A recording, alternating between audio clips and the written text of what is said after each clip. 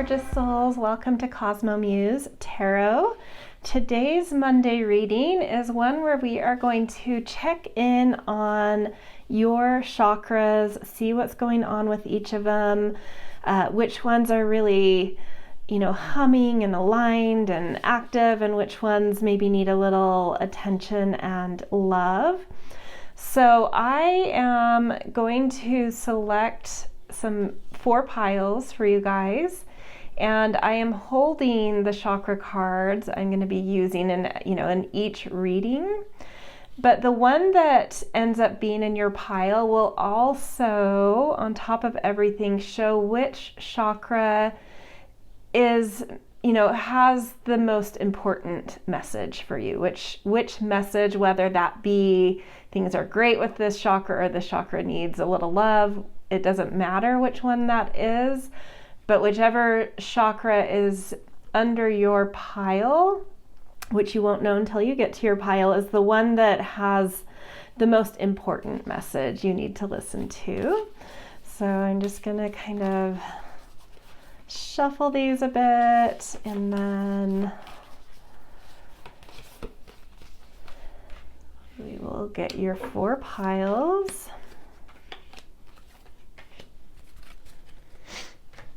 Okay, and then to help sort of differentiate these, since they all look the same, I'm going to put some stones on them. And this is a reading where, sometimes it's a type of reading where you could pick multiple piles, and that could be just fine. This is one where I would stick to 1 pile. If you really, really feel it, you could do 2 piles if you feel like you're capable of holding that kind of complexity of your chakras having multiple messages for you. But if you don't feel like you have capacity for a lot of complexity, just stick to 1 pile for this one. Okay, so let's put some stones on these. So pile 1, we've got sort of a raw clear crystal quartz. Pile 2 is an opalite, round opalite.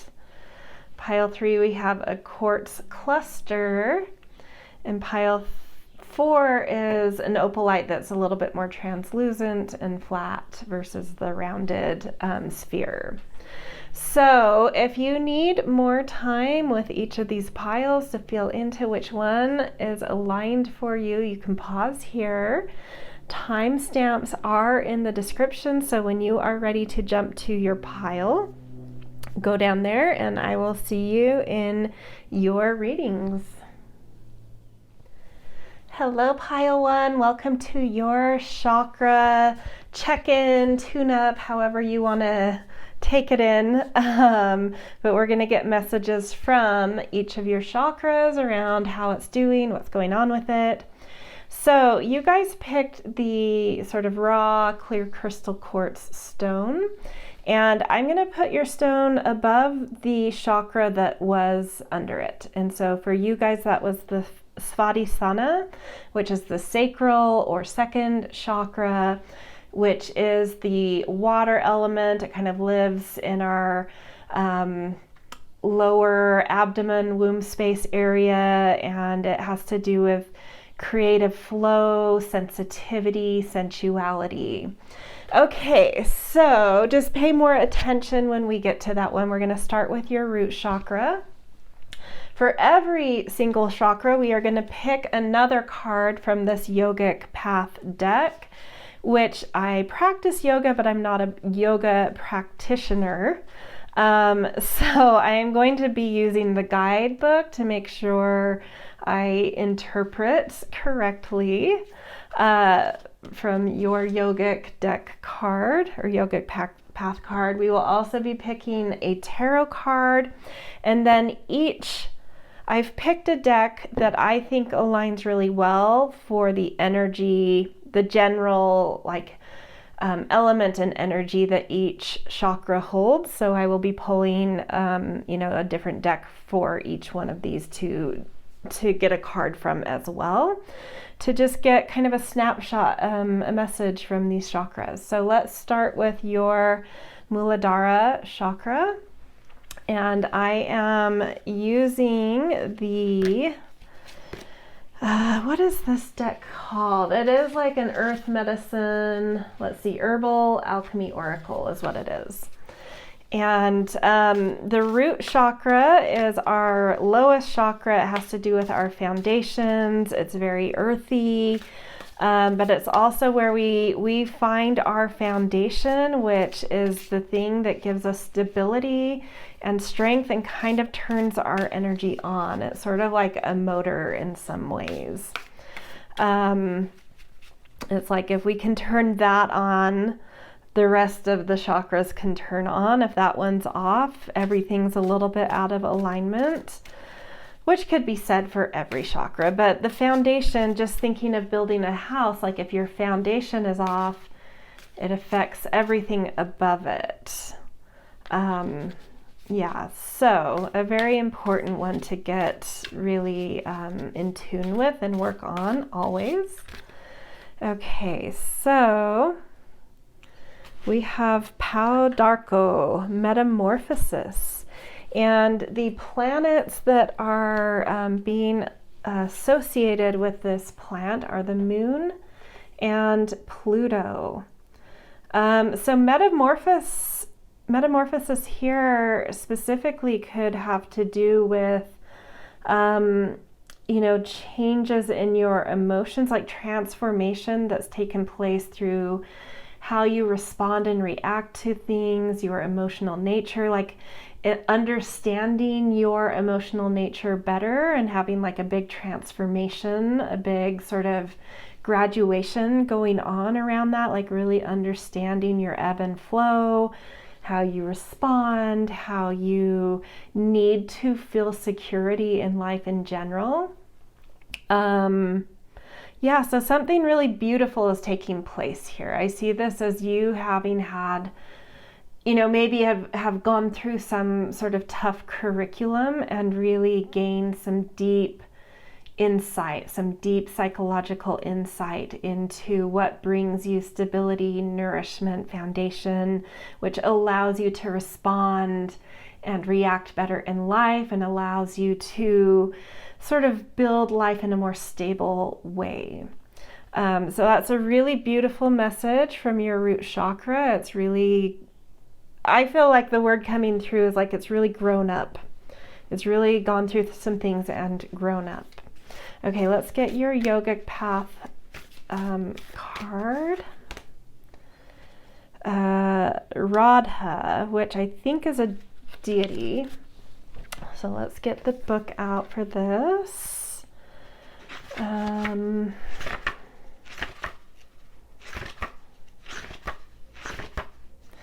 It's Goddess of Passionate Love and Longing. Are you in love? You very well may be soon.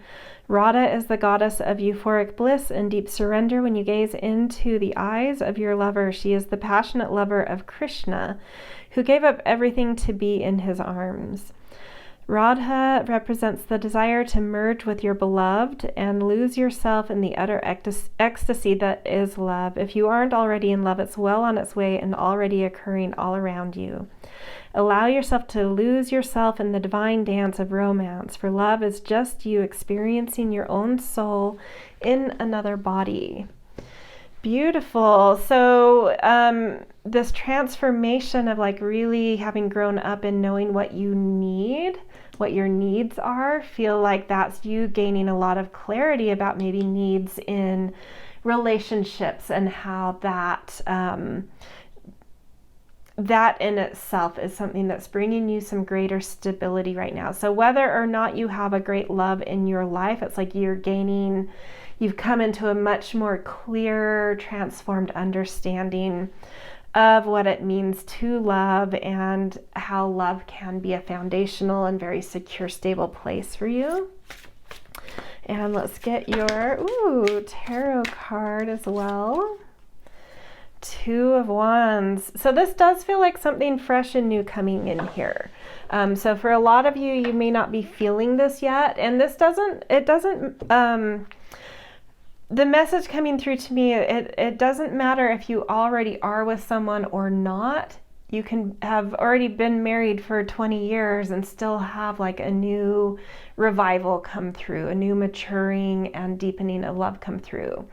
So whether it's like a literal new love coming in, or sort of a revival, a renewal, a deeper understanding of your love nature and your emotional needs in love, there's something very fresh. You know, this metamorphosis, I think, has just happened, and something very fresh coming in here. So really beautiful. Okay, so that's your root chakra message. We're going to put these cards under the root chakra. Okay, so now we're going to look at your Svadhisthana, which is the really, the chakra that has the most important message for you right now. And we are going to get a message from the Healing Water Oracle, since this chakra is related to the water element. Stagnant waters, feeling stuck, a call for shifts, flow, and change. Okay, so something needing attention in your sacral chakra with your waters, your creativity, sensuality, sensitivity, feeling a little bit stuck, needing, to me it's feeling like just really craving a change. Sort of like your, I don't know if it's like your environment or just a mood you've been in, or a mode you've been in is just like not really interesting to you anymore. And it's like something feels like it wants a shakeup, like it wants a big change generally in life. And then we've got Ojas. So let's get the book to check this out.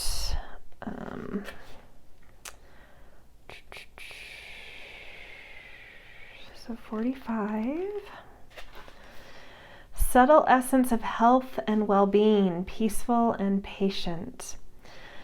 One look is all it takes to see how much Ojas, and I'm probably pronouncing some of these Sanskrit words wrong, so I apologize. One look is all it takes to see how much Ojas someone has. Have people been coming up to you and telling you how healthy and rested and happy you look? This is Ojas. Ojas is the subtle essence related to health and well-being, with which you are filled. You radiate good health with your glowing skin, peaceful demeanor, and patient essence. Your dietary and lifestyle choices are showing up in your appearance, and your inner state is reflecting in your outer. Continue caring for your sacred vessel and nourishing your body with the foods and practices that make you thrive. I'm going to actually read the reverse here because of that stuck nature we're feeling. Has your personal health taken a back seat to other matters? This must change. The only way you can truly care for others is if you've taken care of yourself first. You must put your own air mask on before you can attend to the needs of others. Make time for sleep, cooking, meditating, and yoga. Though you may feel that you don't have time for these things, the truth is you won't have much time without them. So yeah, a message coming through here is like, I think that you will feel your sacral chakra, so your creativity, flow, sensuality, sensitivity, really feel a boost and more movement and flow if you start really prioritizing in a greater way and really taking the time to tune into your body, your health, and how you create balance in your life as well. Just like looking at your lifestyle as a whole, like where are there some imbalances? Are you working too much? Are you not really exercising right now? Has your diet or nutrition kind of gone off the rails? Like where can you make that adjustment where something feels off balance? I feel like by really paying attention to that and making some subtle adjustments and really prioritizing your lifestyle and health, like such a huge difference will be felt in you feeling your creativity pick back up, a certain flow and pleasure in life pick back up. And serenity, Yeah, and that is, I think in traditional tarot, that's the Hermit card. But I love that it's coming through as serenity. It's sort of like really needing to tune into you. How are you feeling? What is, and this is literally showing like her chakras in balance. And it's like, this is the chakra that needs some adjustment to bring all of it into balance, to bring you an overall sense of serenity. Is whatever that thing is about lifestyle that's just off balance right now, that's tipping you off. Yeah, it's like tuning into nutrition, exercise, or just a general balanced daily rhythm where you're not overworking or completely lazy, or, you know, like whatever it is. A little adjustment here, it just will bring you so much more serenity and flow and fluidity. Beautiful. Okay, so let's put these under your chakra. Okay, next we're going to go to the Manipura, which is the solar chakra, solar plexus, and the third chakra. And for this, I'm using the Supra Oracle, which is kind of like journey card. So this card has a lot to do with like our willpower and our ego and the things we really kind of shoot for and have big goals with. And so I thought kind of these journey cards would tap into that in a cool way. Feeling this one, perseverance. So you may be in the midst of like really working on something you've had a lot of focus on, that you've really put yourself into some, you know, like limited aspects of life to really focus on something and really use your willpower to aspire and reach and climb. But it's meant, you know, it's like a very vertical climb versus like walking on, you know, taking a walk on in a lush valley that's flat. This is like literally mountain climbing, going vertical. So there's some steep goals you're working on right now that's requiring some perseverance. Let's see what the yogic deck says about that, how that is feeling to this chakra, whether that is, you know, exciting or daunting. Niyamas. I don't think I've ever picked that card, and I have no sense of what that means. So definitely tuning into the book for this one. Okay, 65. This is part of the 8 stages of yoga, laws of personal observance. You are beginning to reap the rewards of inner transformational work you have done. This is just the beginning of a lifelong practice of personal observance.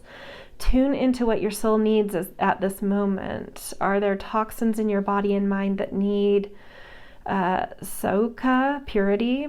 Are you experiencing contentment for all the blessings you have been given? Are you using your tapas or disciplined energy to take you towards your dharma, divine purpose? Continue the practice of self-study. There is always more that you'll find when you open up the pathway to your true spirit. Take some time. Take some extra time for yourself each day to practice the celebration and contemplation of spirit. So this perseverance to me feels very personal in nature, like you've been doing a lot of self-study, and it is paying off. This limiting of other things in life to really focus in on, you know, who you are, what you need, what's important to you, what lights you up, what gives you drive and motivation, what gives you energy, any kind of self-insight. I think you've been doing a lot of really focused, deep, personal study and observation and observance of your needs and your energy. And this is saying it is paying off. It's a beautiful thing, and it can be a really beautiful lifelong practice as well. Like maybe in the future it doesn't have to be so like a focal thing, but it's just setting you up to be very in tune with yourself and observant of your life and your energy, and creating kind of a sacredness through that, through really observing what you need and what's lighting you up at all times. That's a beautiful, so I read this as very beautiful, your solar plexus being like, yeah, this feels really nice. Thank you for taking the time to really understand me in terms of like, what gives me drive, energy, willpower. Thank you for taking the time to understand that. It's really paying off, and I appreciate it. I feel your solar plexus saying that. And 5 of Wands. Yeah, you're coming into some real like new strength, and through understanding your own strengths, even that's actually what's coming through to me. Like, you're starting to understand your own strengths, and so through being tuned into your strengths, knowing how to sort of strategize with those for greater wins in life. So really, really great energy going on here. Okay, so those are your solar plexus. Okay, Anahata, which is your center chakra, which is your heart chakra. And I mean, there's different things you could pull up and talk about with each chakra, but the one that I connect to really deeply with the heart is, I do feel like this is our actual command center. It is the thing we should be listening to and allowing to lead us. And it has sort of portal energy. If we listen to it, it can always take us through the portals we're needing to go through in life. But also, even more than that, I feel like it holds our presence, like how we're emanating, what kind of energy we're emanating in life. And and and obviously experiences of love and compassion are there as well. And so I picked the Priestesses of Light as this chakra's main messenger. So let's get your card here. Earth magic, fearlessness, removing obstacles. Which is really, really beautiful energy. It's sort of like your heart. This means your heart is on, it is active, it is participating in life. I really feel with the horse here that you are allowing your heart to lead your life right now. And you're in warrior mode, but through the heart, it's like a compassionate warrior, though it's not fighting battles just because you're kind of a fighter. This is like fighting for your true essence, fighting for what your soul is calling you toward, and really overcoming any obstacles in your way to move where your heart is directing you. So like really in touch there, which is gorgeous. Okay, so let's get a message about this from the Yogic Path. Rajas. And let's get the book for this.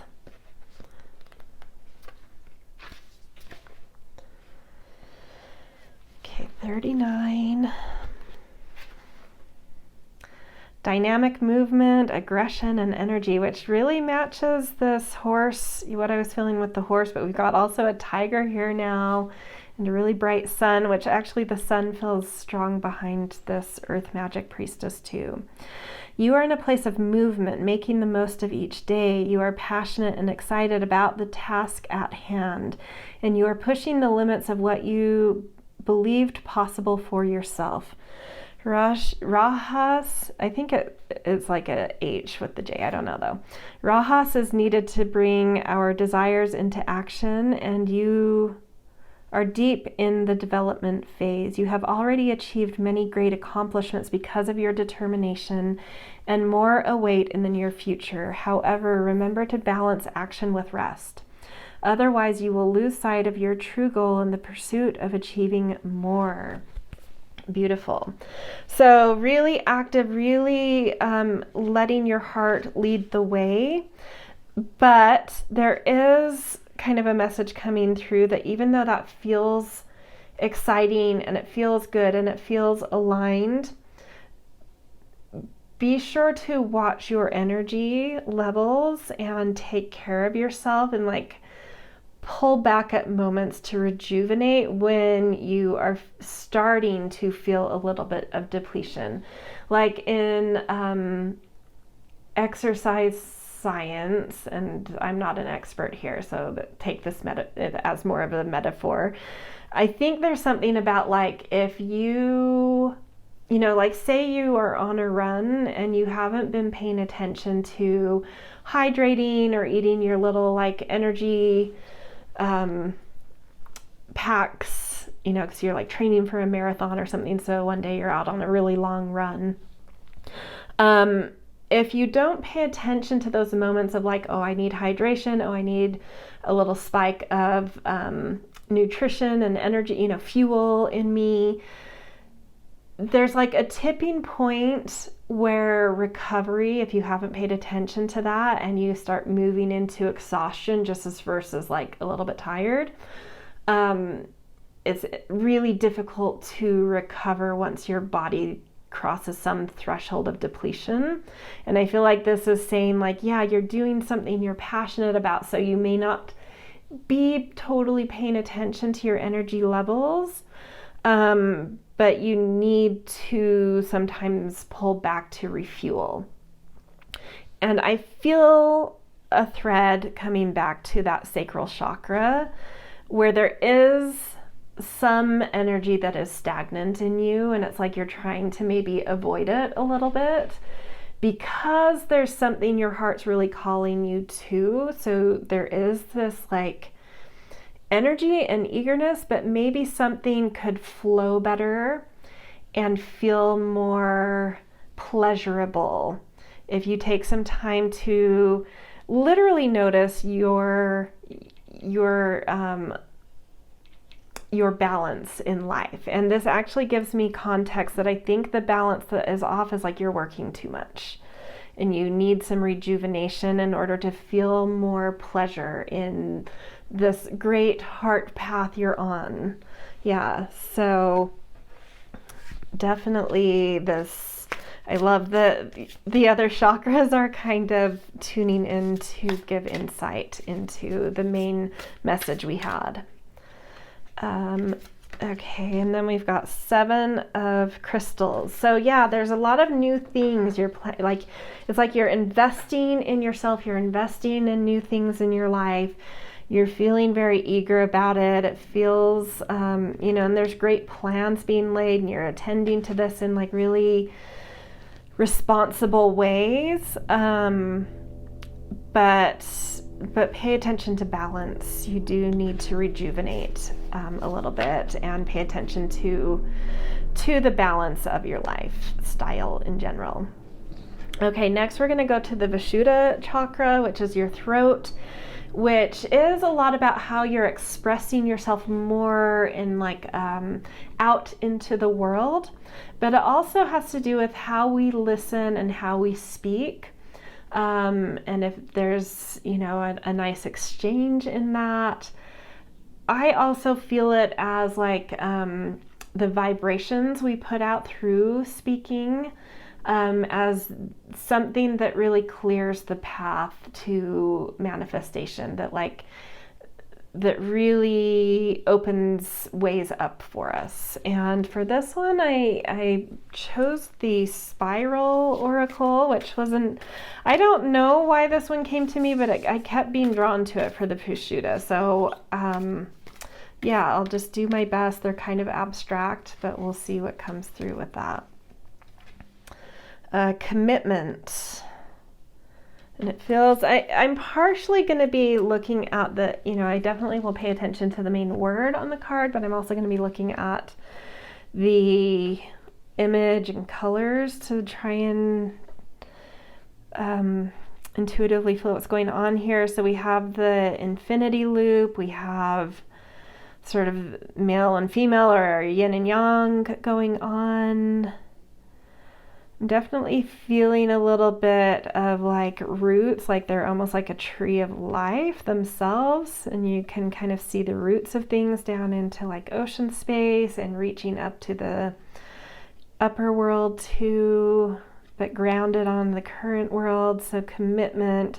This feels like a commitment to really growing your life, to really finding your place in life and rooting in order to reach high, like finding your foundations in order to reach high. So something expressing out of you that is very much so related to finding the way in which you want to root in life, hence then be able to feel that stability to reach and grow. But it does feel like finding your foundations and really growing your foundations, which gives you stability to reach and grow in life. Yeah, so like speak things about that out into the world, and something about this infinity loop.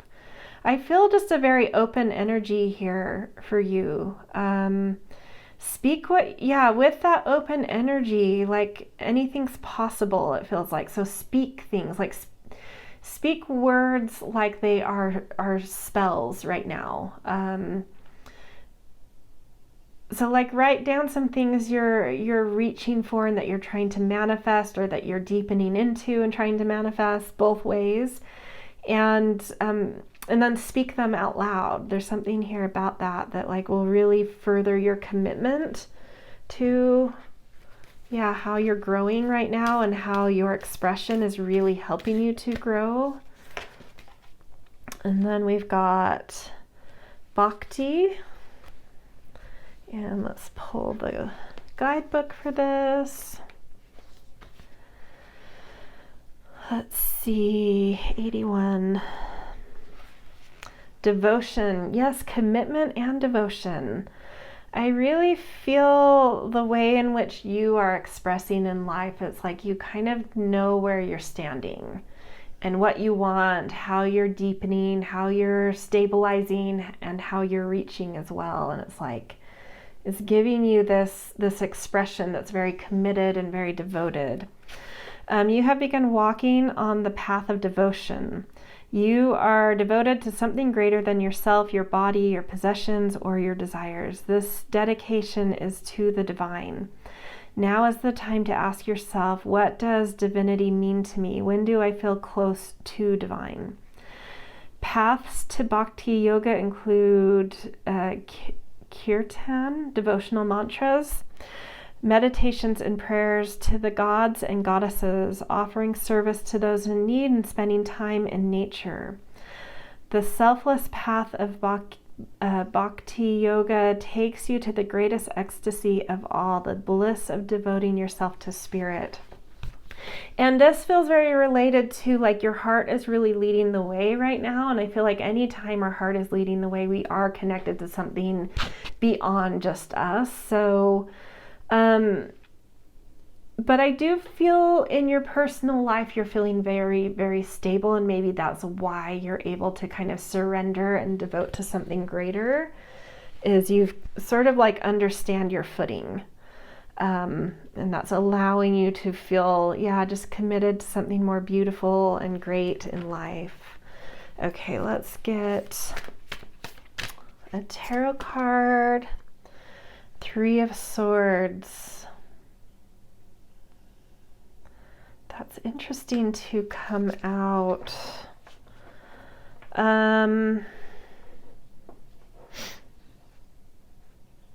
This to me feels like you are expressing in life through having been through challenges and put yourself back together. You've been through that before. And you understand that when, I don't know why this is coming through, but it does feel to me that like you have this understanding that's come through because of experiences you've been through, that when you're devoted only to your own sort of person-centric things in life, you become very fragile and you fall apart quite easily. But when you expand and really lead more through your heart and devote yourself to something bigger, it's like a much greater energy, and everything is a little bit more resilient and more elegant as well. So I feel like a lot of wisdom, like you've been through things that have given you a lot of wisdom, and that's really being expressed through your energy right now. Both in how you're listening to life and how you're outwardly projecting and expressing. It's coming from a very matured, wise, experiential place at the moment. Okay, next we are going to look at the Ajna chakra, which is our third eye. And I chose the Inner Compass deck for this because this really connects a lot to our inner knowing, our higher self, which can give us these visions, these directionals in life. Can be kind of like we can be our own wise guide if we're really plugged into the Ajna. So I thought the Inner Compass would be a really good one to see what's going on here. Back to nature. This to me is plugging in once again to where you need to tune back into, like where there's some rejuvenation needed, where there's some stuck flow needed. And I feel like your higher self and your inner knowing is saying like, I need a rhythm, a daily lifestyle rhythm that feels more natural to me. And there's something that I will better understand about that if I can get into nature more. I will return to my natural rhythm and I'll gain insights into it and I'll have a lot of ahas about it. So that's some really beautiful actual advice coming through from your higher self here, which is really beautiful. I feel like your higher self is very, very giving because it's like, I don't need attention. I don't need to be tuned. I am right on. So I am going to flip the script here and I'm giving advice about things that are needed here that in this chakra tune-up. Okay, let's get our Yogic deck card, Yogic Path card. Amos. No, I definitely didn't pronounce that right. Himsa? I don't know. That's definitely not pronounced correctly, but we'll check it out. Okay, 87. Non-violence. You have been observant of how your thoughts affect your actions and how your actions reflect the quality of your life. Through actively changing your internal monologue, you are manifesting a heightened state of consciousness and a new paradigm. Continue to fine-tune your inner language to radiate compassion, joy, and peace. Even the most disciplined yogis still often look in the mirror and think negative thoughts about themselves, get frustrated when stuck in traffic, or speak words to a loved one that don't radiate pure love. These moments are your guru, reminding you of where you still need to grow. Overcoming your triggers facilitates growth. Each time you feel the voice of negativity come through, sing back to it words of Isma.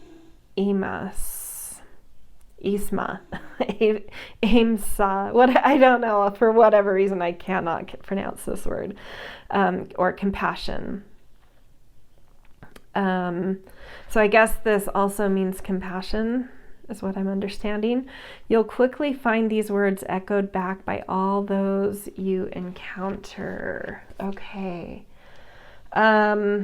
So this still feels like a continuation of guidance from your higher self saying, pay attention to the thoughts about yourself going through your head. And this feels also in relation to maybe where some creativity feels stuck. That may bring up some self-speak that feels a little down.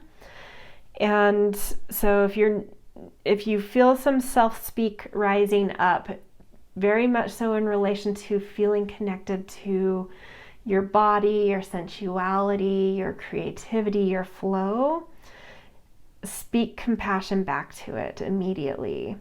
And something about being in nature might help you to do that as well. Okay, let's get your tarot card here.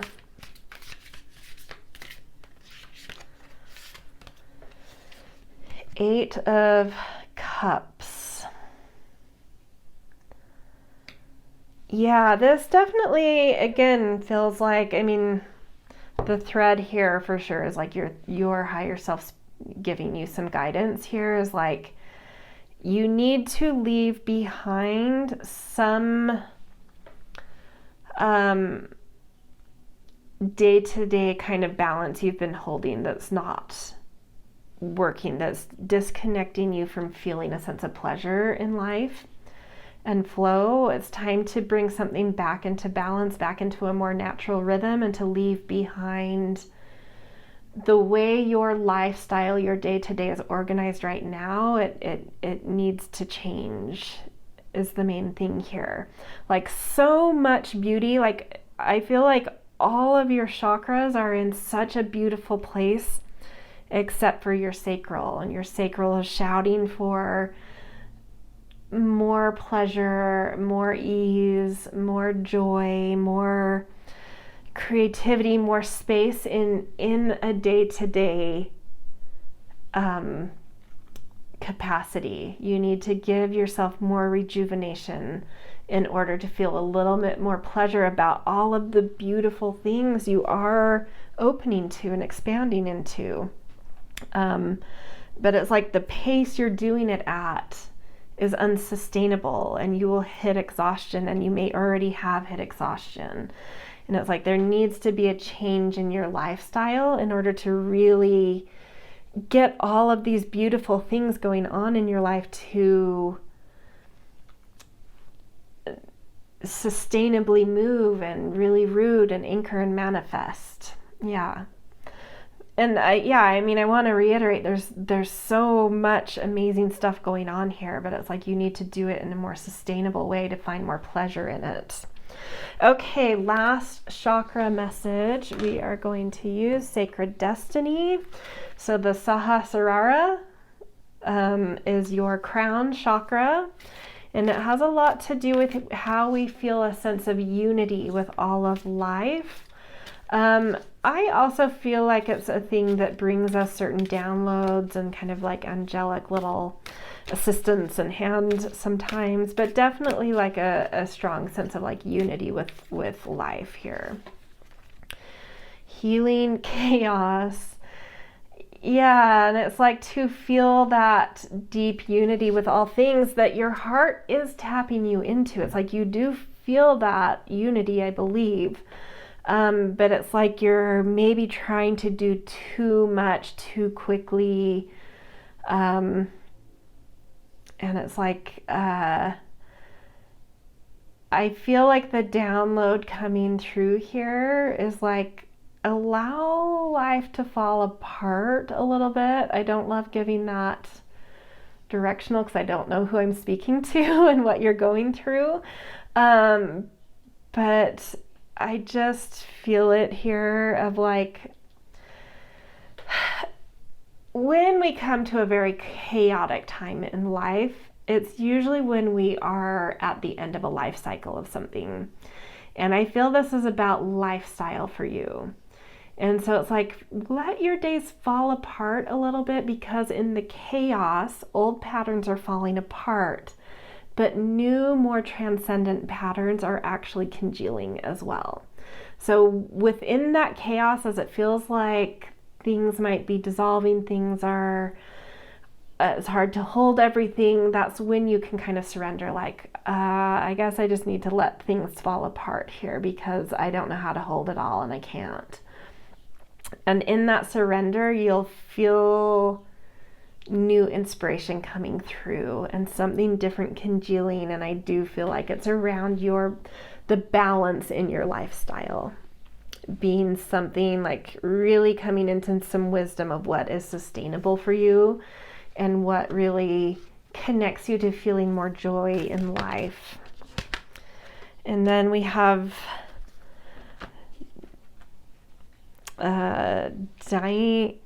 Diana for your yogic card. Okay, that's 75. And this is also part of the 8 stages of yoga, concentration and meditation with the intention to know the truth. When was the last time you fully became immersed in what you were doing? Dhyana is when the dancer becomes the dance, the singer becomes the song, the painter becomes the paint, the lover becomes the love. There is no difference between the doer and the deed. You merge as one. You have pulled the Dhyana card to remind you that now is the time to transition from doing to embodying. Find that which you can merge with and practice it fully. Become the words in your journal, the asana in your practice, the nature within your surrounded self, and notice your presence expand. I love this. This is saying, like, in kind of continuing this message from your crown chakra of like how to feel more connected to the whole unified a whole unified sense of life. In that note that already came through of like letting things fall apart a little bit in your day to day is exactly what you need to do to transcend that, to see where the joy is, to see how you can do your days in a way that feel like you are your day. Like you embody a day that has an essence to it. And so you move through the day with a certain essence because you are your day. I hope that makes sense. But this is like seeing your day to day now as like an embodiment of who you are. And who you are is leveling up, is transcending, is breaking free from being a dancer to the dance. But you need to kind of let go of control a little bit in order to come more into an essence, moving more through essence in your lifestyle versus kind of plans or something like that, or like through what you're supposed to do, or like what the technical aspects of the day are. It's like something's coming through here where you're connecting to the essence of the day, and so creating your days through being your days. I hope that makes sense. But a really, really beautiful message coming through from your crown chakra. An 8 of crystals, yes. If you can let go and just sort of hold your essence and let that essence move you as a day, through a day, you will see your skills really, really come to life in a much more elegant, skillful, complete, masterful way here. So yeah, gorgeous message. I hope this all resonated. This is, where I'm going to leave you. Messages from each of your chakras. And I love how they definitely, a lot of them wanted to kind of speak to the main message coming through. So that was cool to see. All right. If this resonated, I always appreciate support, likes, shares, subscribes. I'm always grateful for kind and thoughtful comments as well. If you are interested in astrology, note that in the descriptions I have a link to my astrology newsletter. There's a free version, which a lot of, I put a lot of free stuff out on it, but there's also a paid version that gives you more. But yeah, at least check out the free version if you're into astrology. That's something I've done for like 25 years, so it's even more of an expertise for me than cards. So go check that out too. All right, I will see you in future readings. Have a beautiful day wherever and whenever you are. Hello, beautiful pile 2. Welcome to your reading where we are going to check in with each of your chakras and get a message, see how they're each doing, see where things are going well or where there might be need to be a little TLC with the chakra. And in the first reading, they ended up talking to each other too, these chakras. So that was interesting. We'll see what comes through here though. So as I said in the intro, the pile that you chose would be associated also with one chakra that had the most pivotal message for you. And so I am placing your stone over the card or the chakra that is, just to help you kind of tune into and remember and come back to focus on it when you need. And for you, it's the Muladhara chakra, which is the most foundational chakra. It's the one everything builds upon. It's where we can really manifest things into our 3D, because we're really rooted into earth. It really holds that earth energy. So connecting to the 3D realm here is important. Grounding is important. It has a lot to do with how we find and feel stability and security and a sort of groundedness, which can activate sort of turning on our energy as well. And so if you think about building a house, if our foundation has a crack in it or something's wrong with it, every single aspect built on top of that is going to be a little bit hard. You know, there's going to be some vulnerability in every chakra on top if the bottom one is off. And so just a message coming through, since your root chakra is the pivotal message.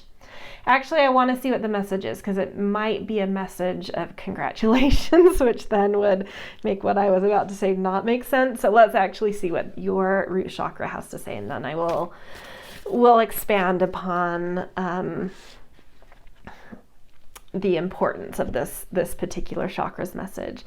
Okay, so for each of the chakras, I picked a different deck that I feel relates to sort of the element it's connected to. So for the root chakra, we're going to be looking at the Herbal Alchemy Oracle, so plant medicine, really tuning into kind of that earth realm. And then once the main deck that wants to speak for your chakra is used, with each chakra, we will also get another Yogic Path card, which is the deck that the chakra cards came from, and then a tarot card just to kind of flesh out the message coming through. Okay, this one's wanting to come out. Lion's mane, and this says leadership.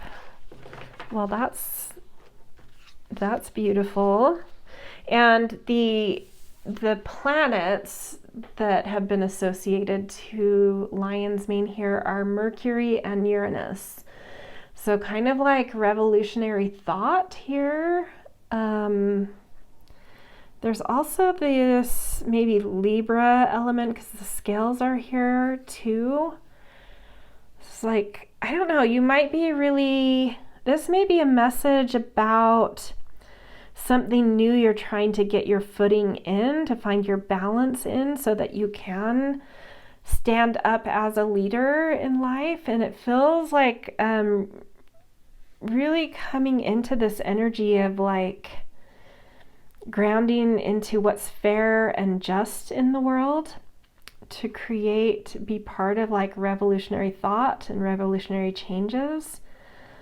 And I can't tell if this, well, let's get the yogic deck to see what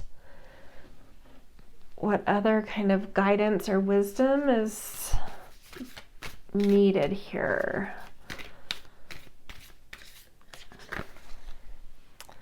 Atman.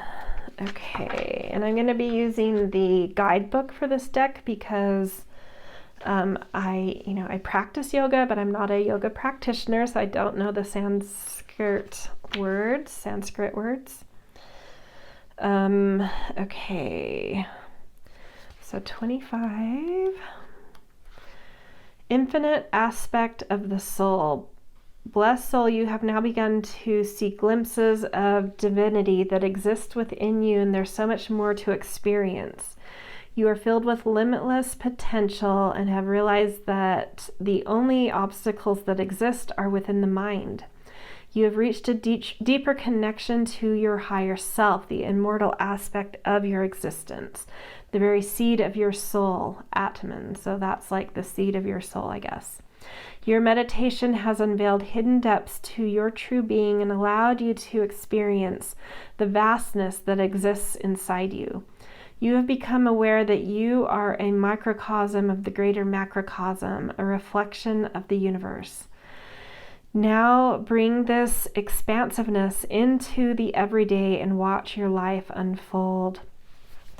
Ooh, so I feel like you've come into some really deep awareness, like really the expansiveness and the vastness of you within a vast universe, and feeling sort of like downloaded messages, like some messaging coming through you that's a little bit revolutionary, that you're feeling a centering in, hence a willingness to kind of stand up and take a leadership position in. But these are very high vibe things coming through you. And a lot of times we don't always connect to or even know or remember the fact that we have to ground these really, really kind of high vibrational things that get downloaded in order to manifest them. And so I feel like the pivotal message, why the Muladhara, why your root chakra has that pivotal message, is like something important is coming through you that really connects. It feels like it really connects to your destiny. But you need to ground this. You need to work on grounding, finding practical applications, finding ways to, how can you take some practical steps here? What are some steps you can take to kind of ground this into the world, manifest it into the world? So like really, really working on grounding things and finding pragmatism with these like very electrical, high vibrational, revolutionary things coming through you, and this desire to like step into leadership with it. It's all great in idea form, but if you can't take some sort of pragmatic action, it ends up going nowhere. And so this is like saying this is important. What's coming through you, what you're connecting to, a certain vastness that's bringing you really powerful messages, revolutionary messages.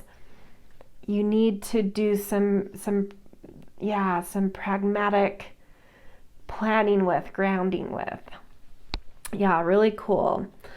So I'm glad I didn't say what I was going to say before getting your message, because that feels very different from, yeah.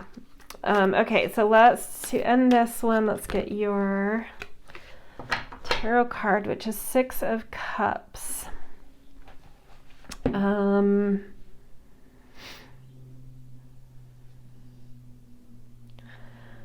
I honestly, when I look at the Six of Cups, and typically the Six of Cups has to do with, oh, sorry, these are kind of out of frame. It has a lot to do with like nostalgia, looking back at like beautiful memories. But I think you're holding this in an interesting way. I think you are looking back on old memories and being like, I can hold them as positive and beautiful memories. But I also know some of these memories that maybe programmed who I was and expectations of how the world is supposed to work are a little bit archaic. So they were beautiful when they happened. I can still have memories that are beautiful, but I can also look forward in the future with more broadened perspective and broadened understanding. And I can hold that balance. It's actually something that balances me, is like life is always evolving, and these big revolutionary things I'm seeing right now that then make my past look archaic will then in a further future look archaic themselves. And so there's no need to feel negative about having lived things in a more archaic or developed beliefs and expectations and normalized things in what is now archaic. It was a certain time and place, and I don't have to put a negative spin on them because they're now unacceptable. Some of these memories wouldn't fit today, but that's okay. They're memories and they were at a certain time, and I can still hold those as beautiful because I didn't know, we didn't know, but I can still contain that time as beautiful while looking forward.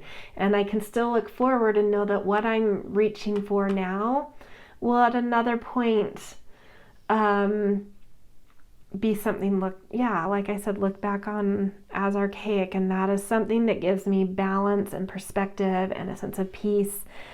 So I do feel like a beautiful message coming through with your root chakra. There's a lot of maturity coming through here, a lot of perspective coming through, but there's something about needing to ground things and needing to make some pragmatic plans for whatever's being downloaded into you. So I will be interested to see what these higher chakras, your Ajna and crown chakra, have to say, because I feel like that's kind of what's being talked about here from your root chakra, but your root chakra saying these are all great and fine and beautiful, but if you can't ground them, I can't help you manifest things. I can't bring this into practical reality unless you work on grounding, unless you work on practical step-by-step action plans. Okay, let's move on to your Svadhisthana, which is your sacral chakra. It is connected to the water element, and it really connects to our sense of creative flow, our sensuality, and our sensitivity in life. Okay, so for this chakra, the Healing Water Oracle is the one I chose to kind of bring forward the main message. Making waves. Momentum is building. It's your time. Achievement. Yeah, I do feel the sense that something big is coming through, you guys. Something really powerful, something big. It feels connected to what we've already talked about, and I feel like you're, again here, there is that sense of feeling your vastness and the vastness of the universe, the vastness of time, which we tapped into here, looking back and looking forward and looking even further in the future forward, past your future.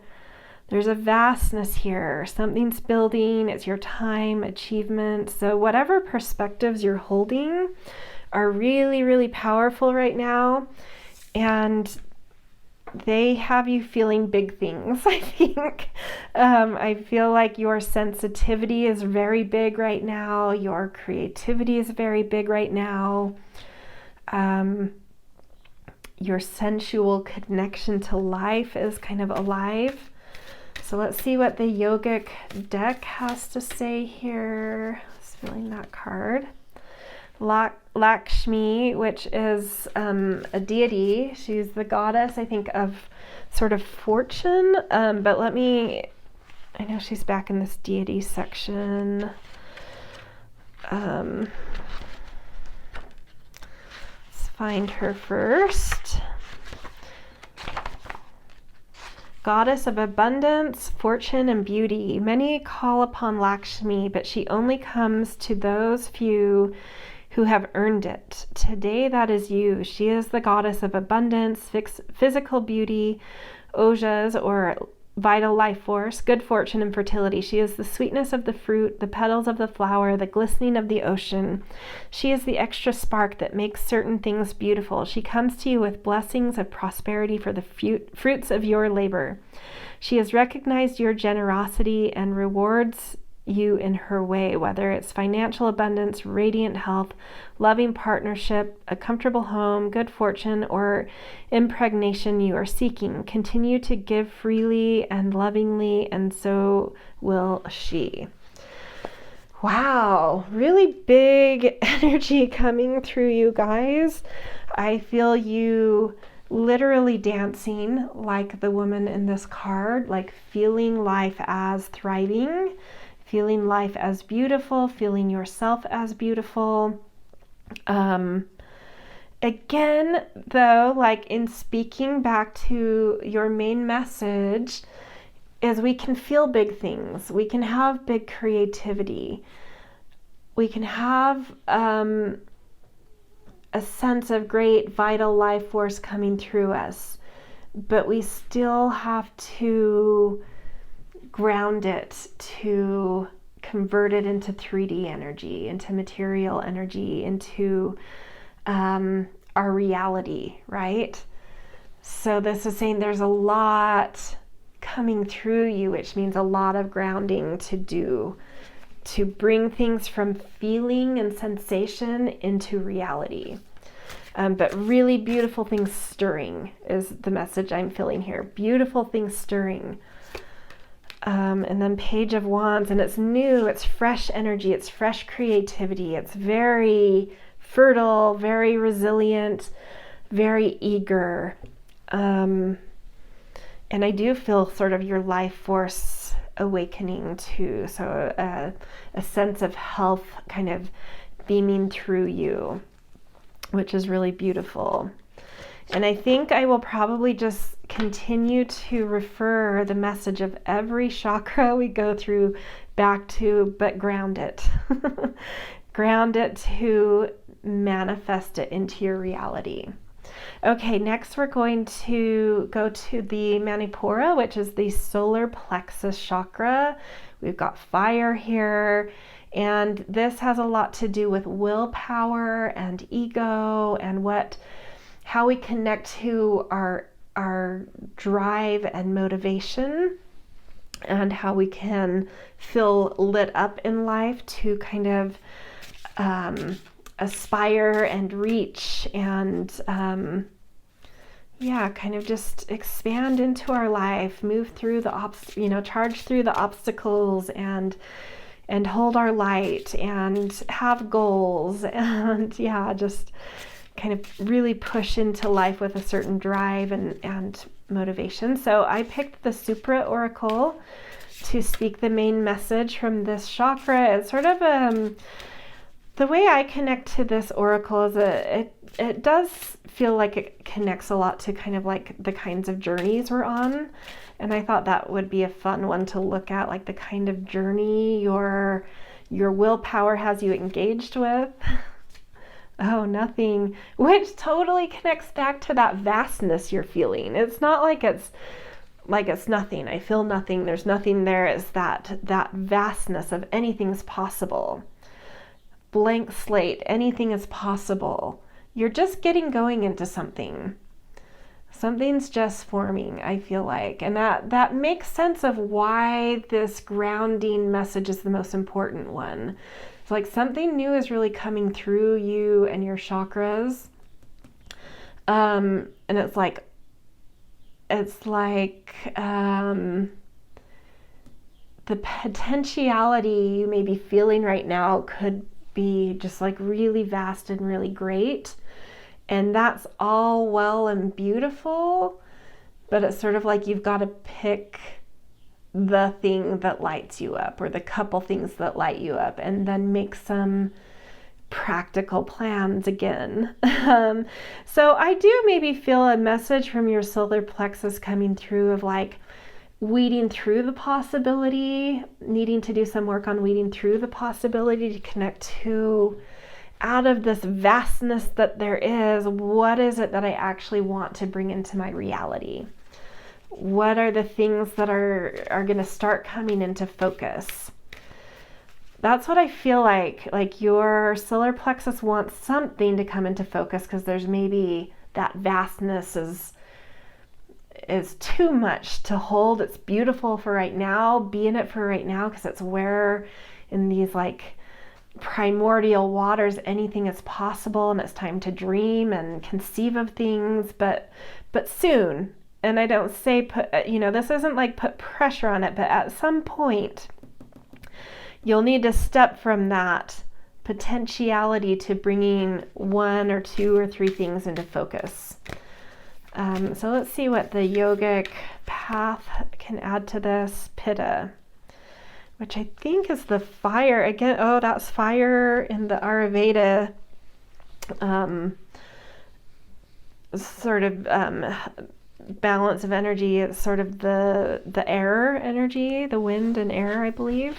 Oh no, I mean, sorry, that's Vata. Pitta is the fire.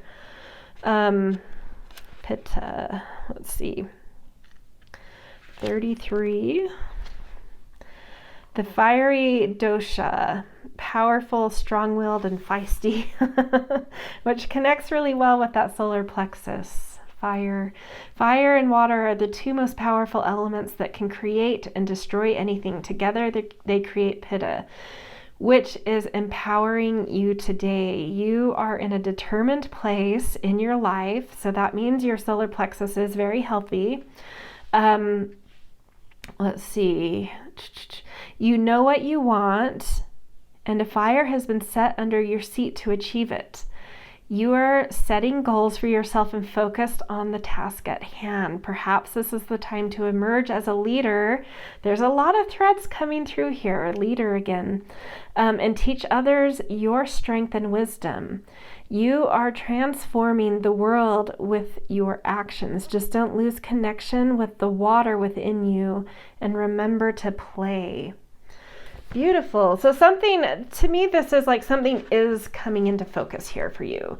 Is you are in this moment when you watch this of moving from the potentiality and this aliveness and like the world is my oyster and I feel vibrant and alive, to being like, and this is what I want to do with that. And we saw again, it's time to make some action plans to ground this. That message is coming back again. Like, this feels like your root chakra speaking up here. Time to take action, to make some action plans, to set things in motion in like a more practical step-by-step planning, to bring something into reality that you're finding motivation and drive to kind of put yourself toward, and especially in a way of like really being able to hold a command here, hold some leadership, something big coming through you. So I would expect, if you don't know what that is right now, for a lot of you, you may be like, I know what that is. But for those of you that are like, oh, I still haven't found that thing, the one thing to focus on, I feel the potential, but not the thing yet. It's like, I feel like it's right on the precipice for those of you that don't quite have that. Okay, let's get your tarot card, 5 of Cups. Yeah, it's time to move into something new. This is all fresh terrain. You may have recently kind of left an old path behind, and you're kind of like in new terrain right now. To me, this is saying don't rush. If you need more time to grieve, that's fine, what you've left. Or maybe, actually what I'm feeling, because in this particular 5 of Cups, 4 are filled and 1 is down, and typically there are 3 down and 2 filled. And so to me, this is saying like you're kind of over whatever you're having to leave behind. And it's okay to still have some focus on that, to still be aware of this and process it and grieve it. But no one's back is turned in this card to the cups that are filled, and 4 of them are filled versus 2 in a traditional tarot. So it's like, this is saying it's okay. Yeah, like look forward, look at where your path is leading you. There is so much bright, exciting, positive stuff that you are moving toward. And it doesn't mean that you have to forget or turn your back on something that's ended. You can still grieve that. You can still process it. You can still feel things about that. And you can also move forward at the same time. So that's where I feel like you're at. Yeah, and so for some of you, if you're still like, yeah, I do feel that potential, but I'm still grieving a little and I still need to find like the main focus. It's like right, it's so close. Really cool. Next, we are going to move to your heart chakra, the Anahata. And this is ruled by the air element. It moves, it's the central chakra in our chakra system, and it moves everything around. It really connects everything to everything. But it's also where the seat of our soul sits, and it's really the command center. So when we are doing life with our heart leading us, we are doing life according to our heart and spirit and like where our path is supposed to be. And it can give us, my opinion is it's also a portal. It can move our life into different realms if we let it lead. But more than anything, it's like when we are allowing our heart to lead our life, we are kind of like we feel life as like a bit of a dance, like we're part of our life, not just going through the motions of our life. We feel very connected to life and love when we are moving through our hearts. So the deck I chose to speak for this chakra message is the Priestesses of Light. So let's see what comes through here. Guide, the illuminated path. It does feel like, I mean, again here, it's like you guys are really moving from this moment of potential to something really specific coming into focus. And your heart has a lot to, if you're still needing that focus to be gained, like what is that specific path? Like your heart knows, it will lead you. And one way to drop into your heart, maybe like every morning as you start your day, is to like think of something that really lights up your heart that you just love. Like maybe it's your pets, like something they did yesterday that was so cute and funny, and it just, you can feel that heart center just open up, right? And then you can start your day with that channeling, opening that heart center, as simple as that. Or if you don't have pets, maybe you saw a movie that really touched your heart, or someone said something really beautiful, or you read something, just like think of something each morning that like kind of drops you into your heart center, and it will help you to kind of move into allowing your heart to lead you through the day. And your heart is trying to lead you to that specific path, that really specific focus, from the vastness of potentiality into the thing you're supposed to lead and command and really charge at. So beautiful message from your heart there. I feel like that's your heart saying, hey, lean into me. I can help you find the focus, the path, if you're struggling with that. The Yogic deck says Samdi. So let's see what that means in the book.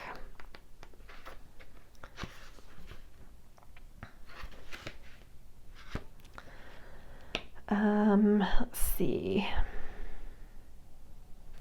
77. Part of the 8 stages of yoga, advanced state of meditation and absorption in the self. Have you noticed the signs of spiritual progress? Your daily practice has brought you to a place of stillness, and it is there where you experience Samdi, the joining of all aspects of your being, physical, spiritual, mental, and emotional. Can you believe this thread coming through? It's like your vastness, and that gives more context to what that, like how that came into being, how you really opened up into your vastness, is like the aspects of your being have come into alignment, physical, spiritual, mental, emotional. And something about the way you are living your day-to-day having really dropped you into that. Samdi is the deepest level of awareness when you experience supreme bliss, consciousness, and enlightenment. Your human consciousness has become one with cosmic consciousness, and your soul has realized that it is far more than a mind and body. Celebrate the reunion of your soul and spirit, for you are a microcosm in the macrocosm. Yeah, like you're just like really in tune with the all right now. I am very fascinated with the Sahasrara message, the crown chakra message that comes through, because it feels very, everything I think has referenced it. And that's the one that we have to take what comes through there and really, really ground it in order to make it a reality. And your heart being the central thing here is the thing that can take that vastness and give you a focus of what to do with that. And that's what this feels like in combination.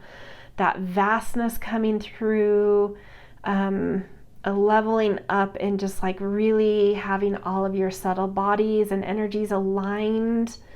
And then that going from that, just holding the potential of everything, to having a real deep focus of what to do with that. And your heart has some messages it can help you with there. Okay, let's get a tarot card in relation to all of this. Whoop, that one just popped right out. 4 of Crystals. Okay. Yeah, that's a good message to tap into here. Is like, you may be feeling a little bit precious about taking action on one specific focus. With this vastness you're feeling, like you may be feeling a little bit precious about finding a focus for that and grounding it and realizing it, because you may feel like you will lose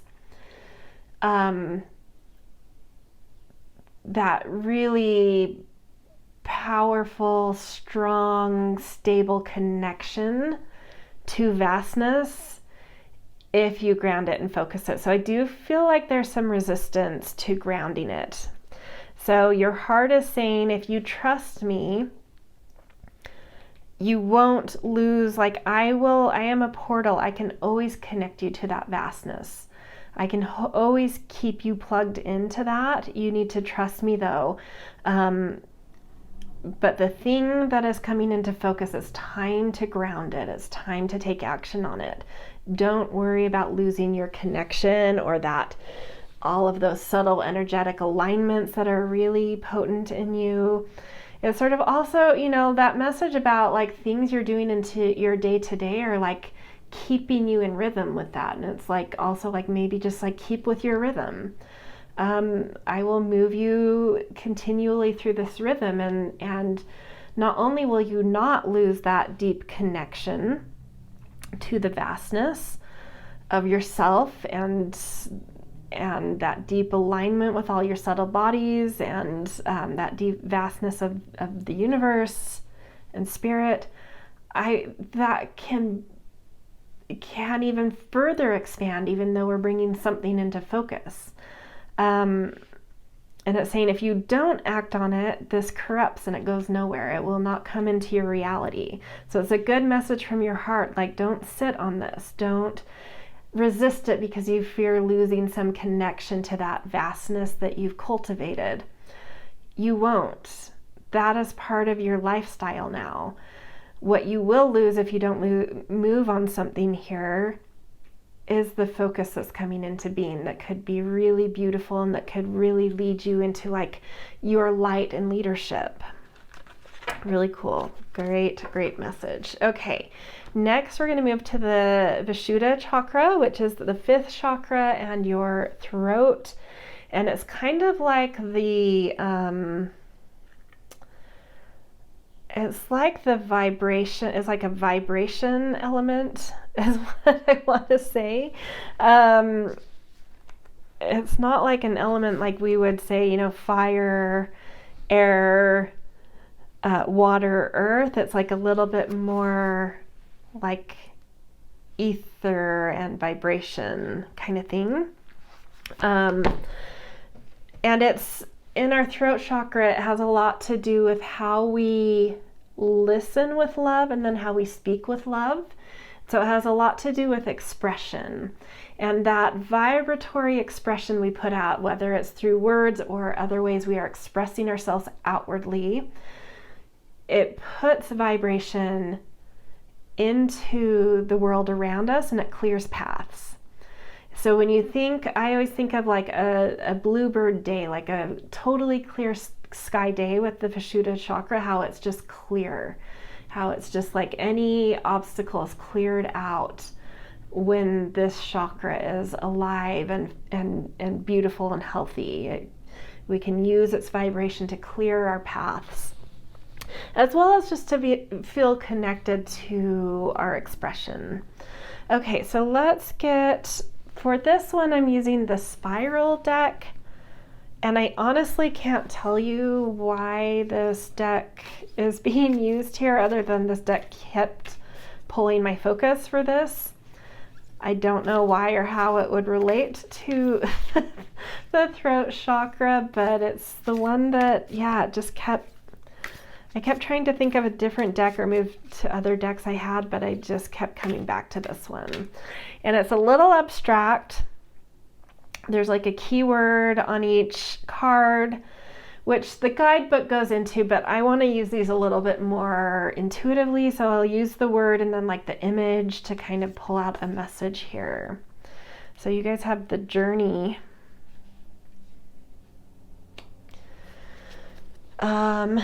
Okay, and let's look at this. So we've got kind of like an elk and some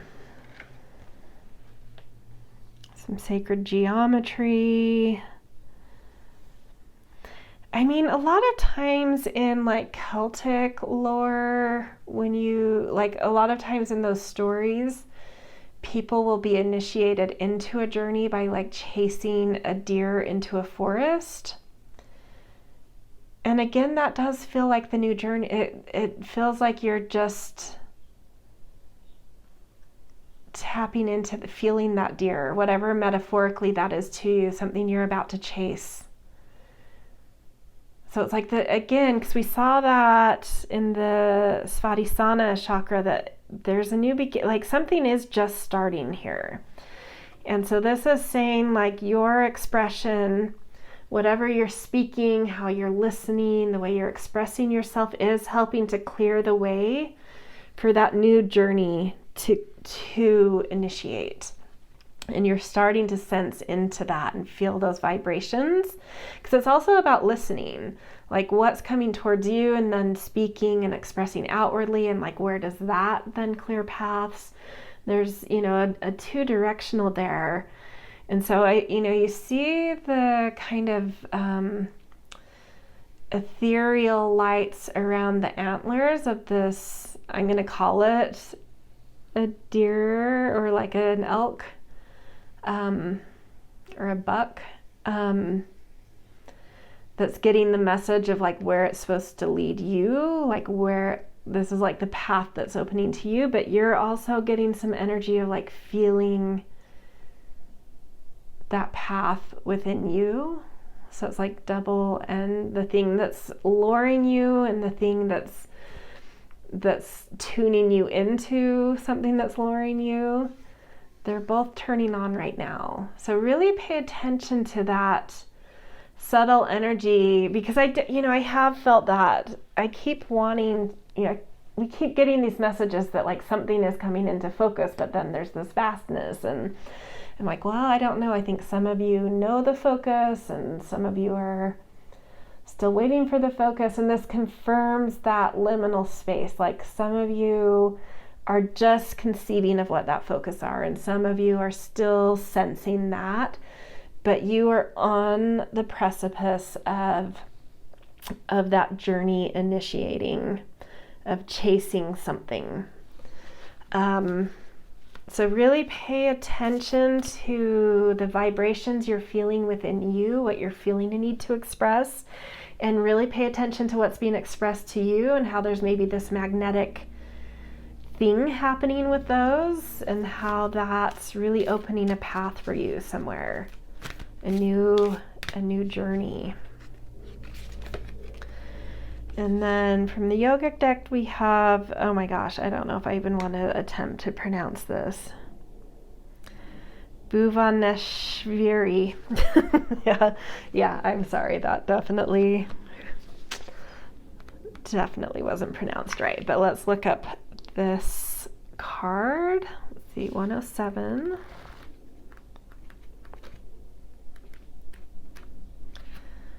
And I guess this is a deity. Goddess of space and infinite possibilities, coming through again. Infinite possibilities. Wow. Okay. The thread has been strong for you guys. You have learned the art of creating space and are experiencing the cosmos that exists inside of you. This deity comes to you in deep meditation, in profound nature, in oceans, and in silence. Her stillness guides you to enter deeper into the cosmic web of potentials that exist for you in the present moment. Continue making time for whatever brings you to a point of total stillness. That is where your true self resides. Know that you are not just part of the earth, but earth is also a part of you, and you are lovingly held by her presence. Wow. Okay. So again, this thing of like infinite possibilities being felt right now, but something is about to come into focus of like where to take that deep connection to the all, what to do with that, how to focus it, how to bring that into your reality. Something is about to kick off for a more literal journey around this, not just a sensation. Okay, let's get a tarot card around this. Four of Wands, and something to be celebrated. Whatever this new journey and new path is that you get, you follow something into or you get called into, will be something that will feel celebratory to you. So keep expressing, I feel like your throat chakra is saying like, keep expressing the beauty you feel of this deep infinite resonance within you and deep resonant connection to the infinite outside of you. Like just keep expressing through that, and something will, like that magnetic draw will align that is going to pull you onto your path. But something about your throat chakra is pivotal here for magnetizing that into your life, that initiation point. Like you really need to express what you're feeling, the vibrations you're feeling in you, and start listening outwardly what responds to that. And something's happening here, and it will be very celebratory feeling when that magnetic initiation opens and pulls you in. Okay, next we're going to look at the Ajna chakra. This is your third eye. It connects to your inner knowing and your higher self. And I chose the Inner Compass deck here because with that inner knowing, with our higher self, it can really give us guidance and direction in life, which does feel important for what we've seen come through already, that direction and guidance might be needed at this moment with so much the possibility being felt here, and trying to find a focus for that and bring it into reality. Compassion. I love that. I think your third eye is just saying, like, enjoy this space. Let it fill you with compassion. Don't try to rush it. Like, it will open to you in divine, like you are connected to divine timing. Just be willing to ground things, be willing to bring something into focus, be willing to go on a journey with this, but don't force it. It is going to happen in divine timing. So just hold compassion for where you are right now, for maybe something you've just left or are in the process of leaving. Hold compassion that all of this potential isn't something that should make you feel confused, but that will congeal into a focus, and just have patience and time and just feel in sync with things right now. Like everything's in sync. It will, you'll know the time, you'll know the draw. It will be magnetic. You'll know the moment to kind of jump into action and move into that grounding phase. And it's on the precipice, like it's so about to happen, but just to really keep the highest possible vibration in you and aligned with this beautiful energy around you is like, just hold compassion, because I think there's some patience needed. And if you start to get impatient, it could start taking you out of some edges of this. But if you can hold some compassion and spaciousness, you'll still be really beautifully, purely in this very infinite energy. And then we've got Chinnamasta, which seems like it's probably another deity, but let's see. Well, I'll go to the index and not just assume. 113. But my assumption was right. Goddess of radical self-transcendence. Yeah, okay. You are waking up and experiencing the radical pleasures of letting go. Chinnamasta, the headless goddess, has come to guide you in this massive state of transformation as you turn passion into spiritual energy. Kundalini, primal energy, is rising, and you have given up a role you once carried to step up more fully into your power. So whatever you're leaving behind, you are transcending that, and you will be stepping more into your power, which we saw that leadership stuff come through a couple times. Don't feel fear in this state of transition. Chinnamasta's gift is to transmute the darkness of times into the most powerful of energies. Carry her fierceness as you tear off a former head you once had and experience the inner peace that comes with being divinely yourself. Yeah, end of a cycle, moving into a new cycle. You have to kind of annihilate an old version of you. But the Five of Cups, where I felt connected to that with your solar plexus, I think you're well into the process of that, and well into the process of feeling that new you, that transcendent you, leading you somewhere more specific rather than just possibility. But your third eye coming in to more clearly say, yeah, you have been in a moment of like annihilating an old version of yourself, but you are more divinely stepping into your power here. You are the ending came because you're transcending something. Okay, and then a tarot card, the World. Yeah, the World is about a completion here. Something has completed. You're coming more divinely into yourself, but that's still incubating a little bit. So yeah, lean into the compassion that the third eye brought. Like, it does take some time, and I feel like maybe you've been in that takes time for some time. And there's just this thing coming through from your higher self of like, you're so close though. Keep holding patience and compassion. That incubation process and that annihilation of the past is almost complete, and you're so close to that new journey, that new threshold coming in. I actually can feel it. When I was just feeling this pile for a second, I was about to tune into something here, which I've forgotten what that was, but because I felt a vibration, I'm like, yep, it's like so close.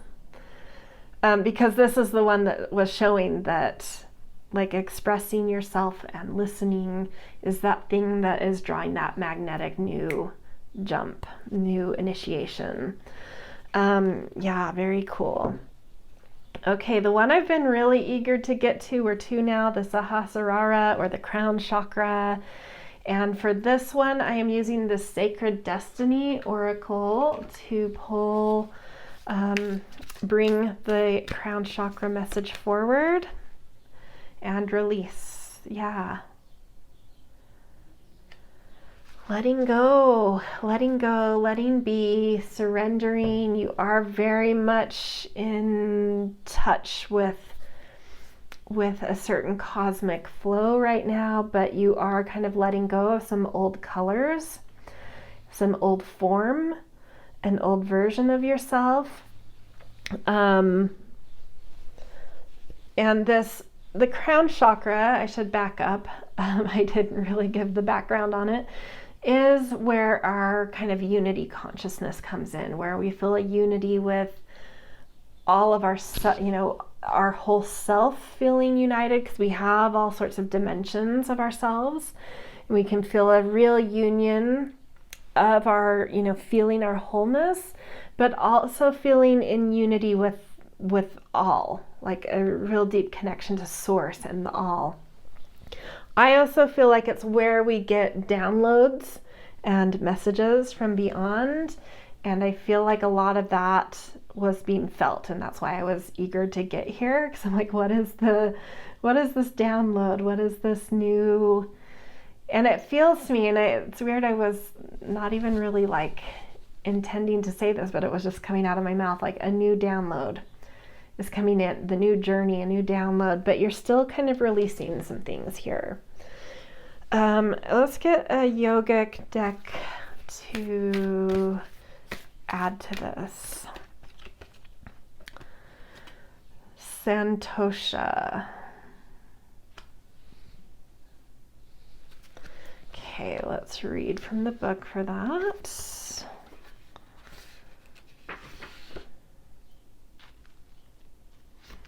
91. Contentment. Beautiful. You are at a place where you can relax, unwind, and be content with where you are. I got an overwhelming feeling that this is something divine speaking to you right now, especially like if you feel like you're in this liminal space, don't be frustrated with that. Enjoy it. It's meant to bring you some rejuvenation, some healing, some restoration.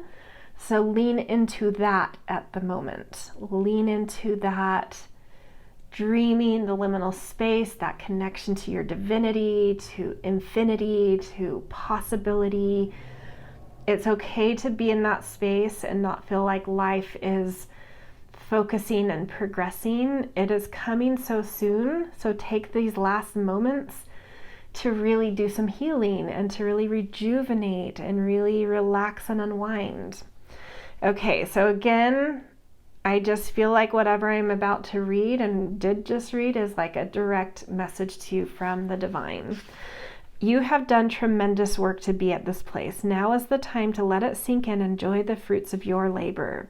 We often spend our whole lives striving toward the next goal and skipping over accomplishments. We never allow ourselves to experience true santosha or contentment for where we are in this present moment. Take a few moments to close your eyes, place your hands on your heart, and breathe.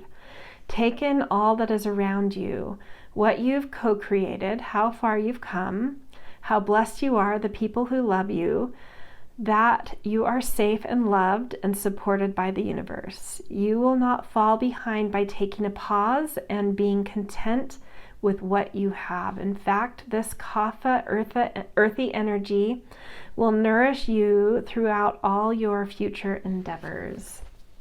Gorgeous. So again, just patience coming through here, but take advantage of this spaciousness that you're in. It should, I think you tap into these feelings of beauty, but I think you also feel something coming and some impatience. And this is saying it's inevitable that that will come. Don't worry about it. Be in the moment. Find that gratitude and contentment for where you're at and for the fact that you're being given space to kind of rejuvenate and relax and unwind.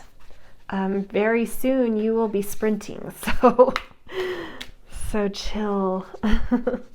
Okay, and you'll know the moment, the go moment. I kind of want to come back to the root chakra, but let's see what this, You're at the end of a paradigm, the very, very end of a paradigm, and this gives context that that paradigm has been a little bit mentally intense, like a lot of intellectualism, a lot of moving through, leading through mind, feeling anxiety, feeling too stimulated, too turned on. You've hit your wall with that. You're at the end of it. That phase is done. You're healing and unwinding from this, and the new phase that is coming through is much more divinely connected. It's much more from like your higher self. Like instead of your brain, it's from like your higher knowing, your intuition leading you, your heart leading you, your whole energetic connect, like tapping into that divinity and alignment you're feeling within yourself. It's like you're just so unified in all of your energetic centers, and the whole of you, not just your mind, is the thing that's going to be leading you in the next journey. So it will feel much more fulfilling, much more pleasurable. But tying back into the Muladhara and grounding something here, to me now there's different contexts coming through. Like I feel like you're actually eager to do that. It's like you're over eager to have a plan, to ground something. And so while that is important to do in order to move things from energy and vibration and possibility into reality, you'll know the moment to do that. So I feel like you're actually eager to do that. And so this is saying patience. You'll know the moment. There will be no doubt, no denying when that moment is. So until you have that moment that you know that, really rejuvenate and unwind and enjoy the spaciousness and your connection to your own divinity and a greater divinity, and just surrender is what it's feeling here. So that is where I'm going to leave you guys. This is your chakra kind of tune-up message. I hope it resonated. If so, I always appreciate support with likes, shares, subscribes. Always grateful for kind and thoughtful comments. Thank you for letting me read for you. I love doing this, so always grateful to have people come here and get something from it. And I hope you have a beautiful day wherever and whenever you are. Also, if you like astrology, I do put out an astrology newsletter. A link to that is in the descriptions. There's a free version that has all sorts of beautiful stuff that lots of free stuff that I put out with that, but there is also a paid version that just has more in-depth stuff. So I will see you later. Good luck with this beautiful energies coming through your chakras. It seems like you're about to really dive into something new here. So yeah, good luck with that when it comes, and I will see you in future readings. Hello, beautiful pile 3. Welcome to your reading where we are going to get a message from each of your chakras, kind of see what's going on with them, any wisdom they want to bring you. Due to what took place in the first 2 piles, which totally indicates to me it happens all the time, where I think I have maybe a little more control of a reading than I do, but Spirit just comes in and does what it wants often. I'm going to make a tweak to how I am doing your pile and pile 4's reading, just a little bit. So in the intro, I talked about how whichever pile you chose, the card that was under your stone was going to be one of the chakra cards, and that one would hold your most pivotal chakra message. And that seems to have really kind of taken over the readings, where it's almost like every other chakra is giving a message that it has in relation to that pivotal message for that pivotal chakra. So I'm going to be reading from the chakra that your card held, that your pile held, and then I will start at the root chakra and go through, just so we know that pivotal thing right from the start and can start referring to it right away. So for you guys, the Vishuddha chakra was the chakra that was your card that was under your stone, which was this cluster quartz. So I'm going to put your stone above that pivotal chakra so that you can always kind of recall that, come back to it if you want. So let's get into the message for this Vishuddha chakra, which is kind of the pivotal message, and then each of the chakras will bring something about its energy, but also a message that may relate to what's going on with Vishuddha. So Vishuddha chakra is the fifth chakra. It's the throat chakra. It's, they all the chakras relate to an element, and it kind of relates to ether. It's like, or like vibratory energy. It's sort of like if you were to look at a bluebird day where there's not a cloud in the sky and it's totally blue in the sky. It has that energy where it's just clear. There's no blockages. And there's something about our throat chakra in terms of being able to really listen well and then express, whether that's through our voice or in other ways out into the world, expression, that these vibrations that we take in and put out are the things that help clear pathways further out into the world. So like the first four chakras are a little bit personal, and then we get to that Vishuddha, and it's like the throat chakra is that thing that's starting to push us out into the world, to move our energy in a more outward place. So something is going on around that, clearing pathways, expressing yourself, listening deeply. And I love, I have this thing of like, whichever chakra was underneath the current chakra, there's an important relationship for that chakra to tune into. So for the Vishuddha or throat, there's an important relationship because it's building off of the heart, that when you're really listening to your heart and you're listening with love and speaking with love, that is like the true key to really clearing blockages and opening up opportunity and pathways. So let's get a message for your Vishuddha. So each of the chakras, I've chosen a different deck that kind of relates to that chakra in a certain way to bring the pivotal message. And then we will also pull a tarot card and one more card from the deck that these chakra cards came from, the Yogic Path deck. So for the Vishuddha, I chose the Spiral Oracle. And it's the only deck in relation to a chakra where I'm like, I don't really know how this relates to the energy of the chakra, but it was the deck that kept saying, Mimi, I'm supposed to be for the throat. So I just have to listen to that when that happens. And it's worked really well so far, actually. I think it was meant to be.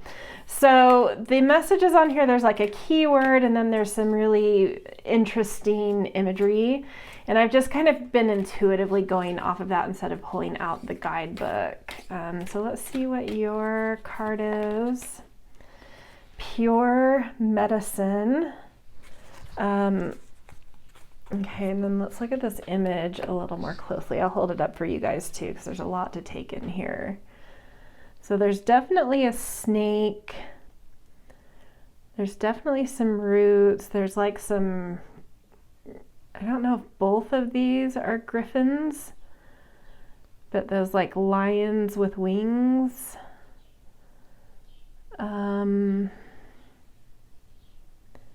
But definitely like serpent energy rising. It feels like Kundalini rising to me. and then moving into more magical, you know, flighted. I don't know with a griffin, I don't technically know what most people would attribute, what kind of meaning most people would attribute to a griffin, but just thinking of like a lion, of a flight bound, a lion with wings. It's sort of like the command, your ability to command really ascending. And so something about Kundalini rising, like ascending energy, something about ascending leadership here. That's what that feels like. But in like an instinct, you know, with the snake, it's always like instinctual though. Like maybe not in an intellectual way, but in this kind of instinctual, something rising here. And I would think with the throat, this coming under the throat chakra, even though it feels instinctual, there would still be this call to voice things, even if they're not like really intellectually thought out or articulated. It's just like still say what kind of, like if you feel something bubbling up from within you that wants to come out of your mouth, it's like say it. There's something in magic. There's some kind of magic in that that's releasing and clearing a pathway to like leadership for you, rising leadership. That's what this feels like to me. Okay, let's get a Yogic Path card to see if we can get more context about this. Karma. Interesting. Okay. I mean, I know what karma is, but I have just been reading from this book, so I'm going to stick with that and see what the book actually says. Okay, 23. The sum of one's actions, positive karma. You have done a lot of good on this planet, and the universe is rewarding you in her favor. And it's positive karma because it's upright. So this is something's rising in you, positive. Okay, so you have done a lot of good on this planet, and the universe is rewarding you in her favor. Life feels a little easier, a little more colorful, a little more beautiful. And that would totally make sense with like energy rising, I think, when that happens, when something's sort of unlocking in us, right? You are walking on the path toward your dharma, which creates the greatest karma one can experience. By saying yes to the purpose of your soul, you are saying yes to the greater power of the universe. Continue devoting your life to the service of spirit, and life will continue to unfold its wonders.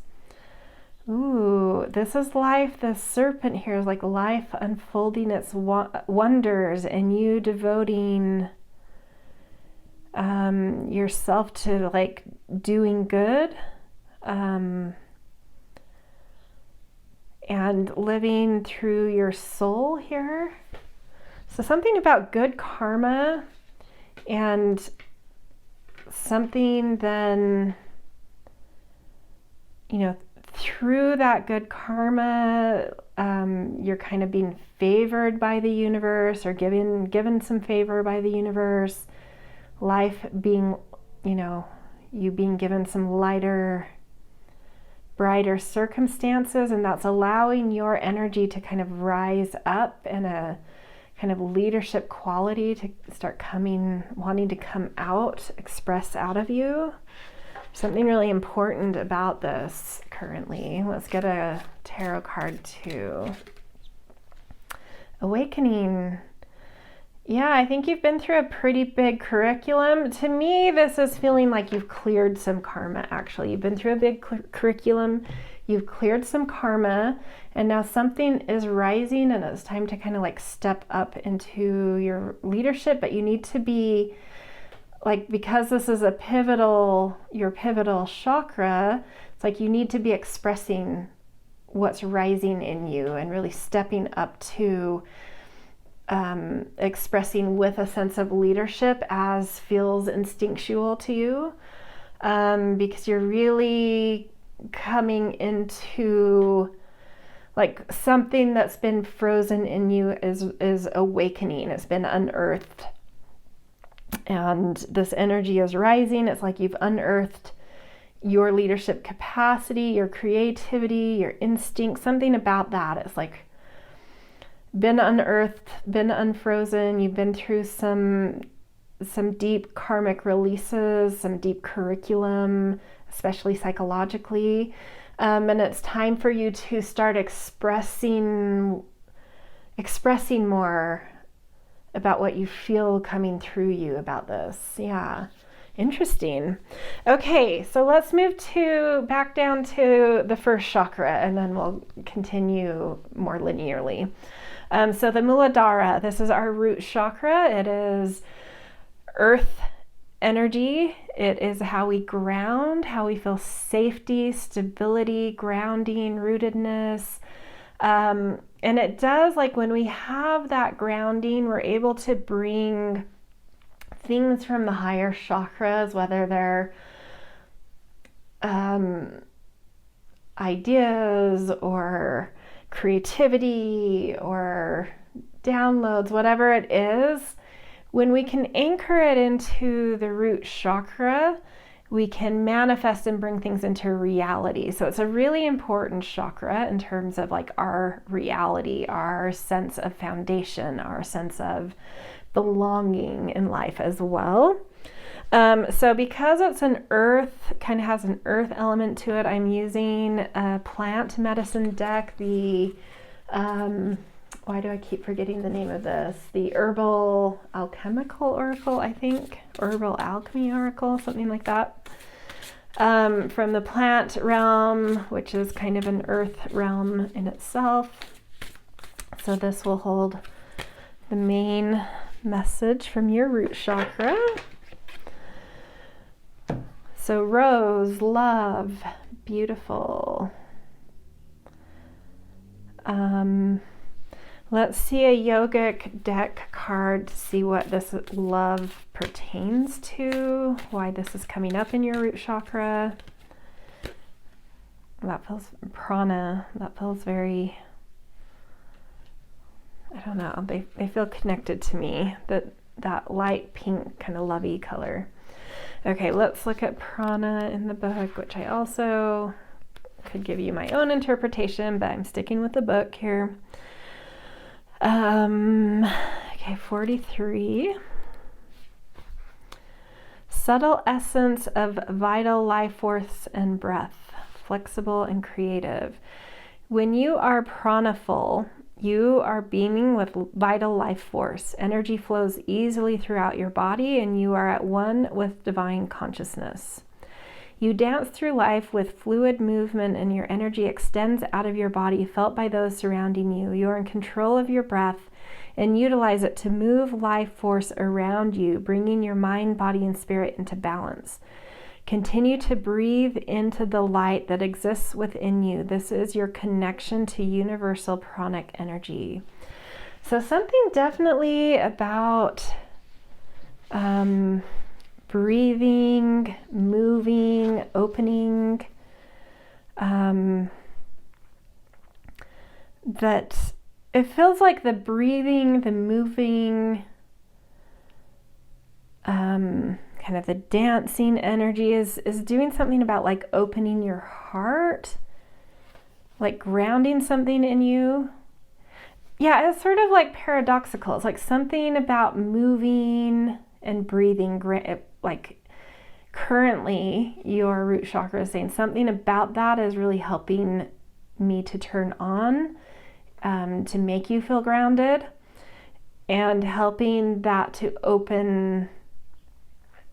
There's like a direct line, because a rose is very much so connected to the heart and the heart chakra. So there's like this direct line from your root chakra to your heart chakra, that like when your root chakra is, at least right now, at this moment, it's saying when and if I feel attended to and turned on and healthy, I create the kind of foundations needed to really turn my heart on and a sense of love on. And something about breath and movement are really helping that process. Let's get a tarot card to see a little more here.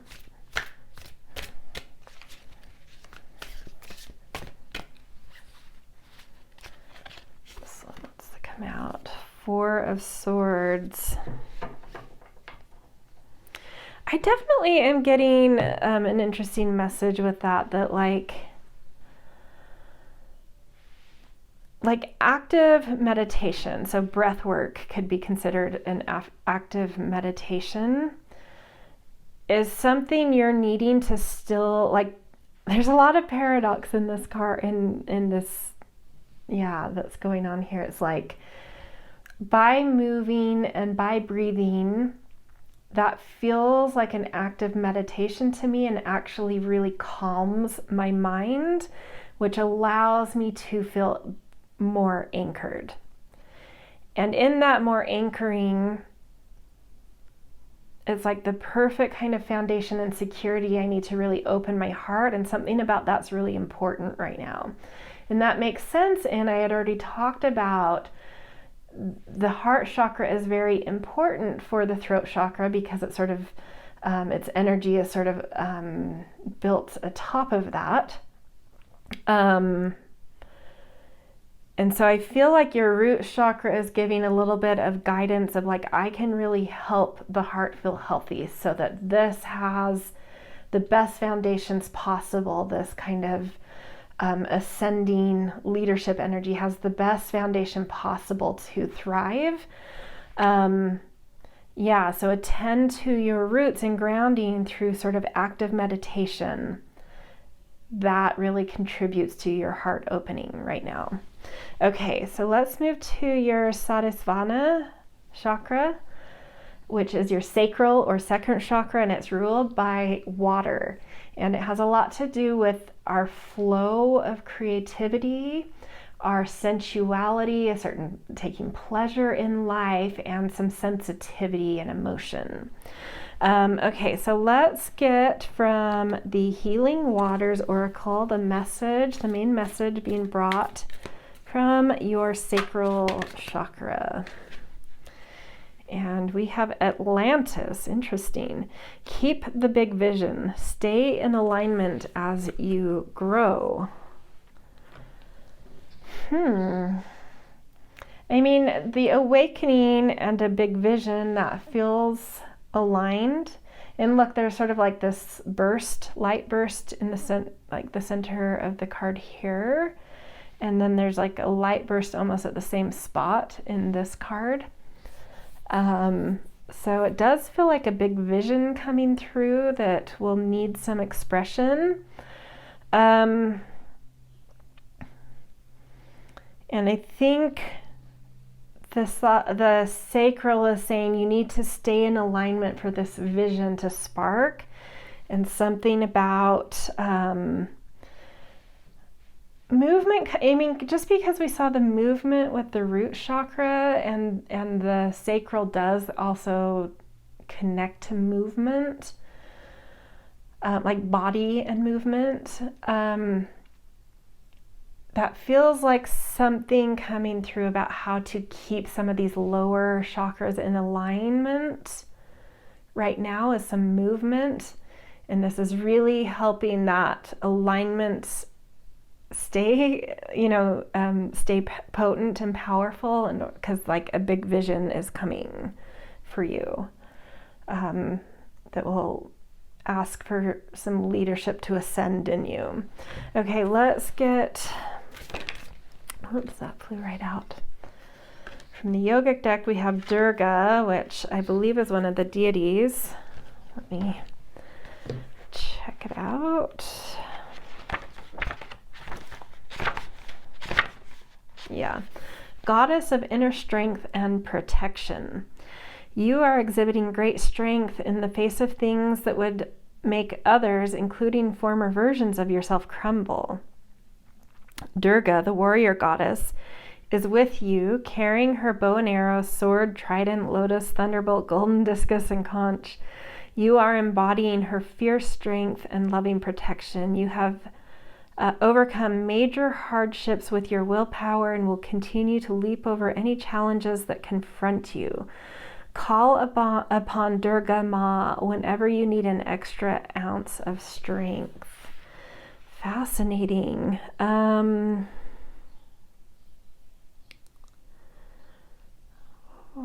Loving protection, you have overcome. I mean, I did feel that already. You've overcome something. You've cleared some karma.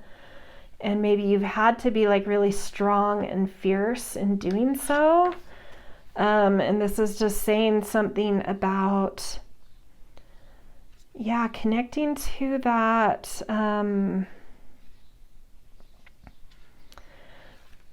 like a sensuality and sensitivity coming through you. They don't have to be meek things. They can be very powerful, right?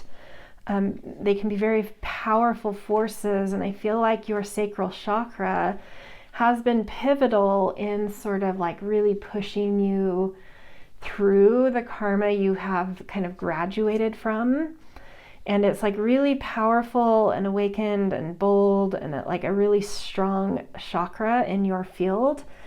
And it's just like, stay connected to me though by continuing to move, continuing to feel strong, continuing to, lean into my creative, my powerful creative flow, my powerful sensual flow, my powerful, it's just like, stay fierce with that sensitivity in you. It's really clearing blocks. It's really making you feel strong right now. So we're just seeing ways to kind of create these really strong steps to build upon so far. Let's get a tarot card too.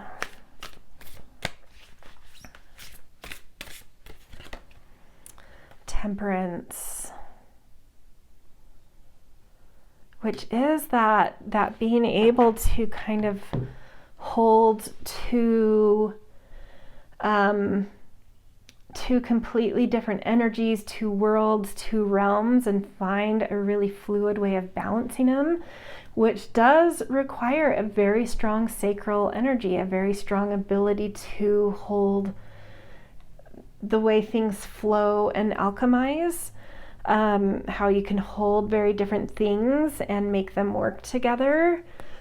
You have a lot of strength in that right now, and that's something about that is being called for, like needing to blend worlds or something, and your creativity knows how to do this. Like, trust that flow, trust where your sensation orientation is driving you, or your body is moving you. It really knows how to hold some alchemy you're working out right now, some different realms, different energies, different worlds you're trying to balance or combine or hold in a beautiful way. Something about that is needed for this awakening and this ascended leadership to really truly like rise in you.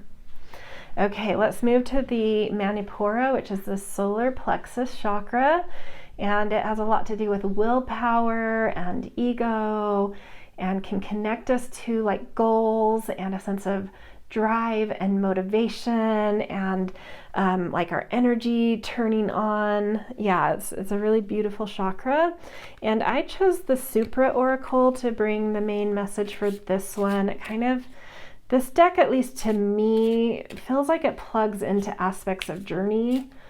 And I don't know, that just made sense to me with the solar plexus. Like, what journey are we on, in relation to this reading, in relation to your chakras right now, and especially the Vishuddha. Okay, intuition. That makes sense with what I saw with the snake rising. There's something very instinctual, very intuitive. It's not like whatever's rising in you due to some like cleared karma is not an intellectual thing taking place. It's very instinctual, very intuitive. and something about really staying connected to intuition. So impressions, inner knowings, things like that is like keeping you centered, keeping you moving forward, keeping you feeling strong and motivated. Yeah, really cool. Definitely feeling like you guys, I don't know if it's just like right at this moment what's going on, but I do feel like a lot of you, it may be more a general sense you have is that you may be very kinesthetically oriented, very body oriented people. Okay,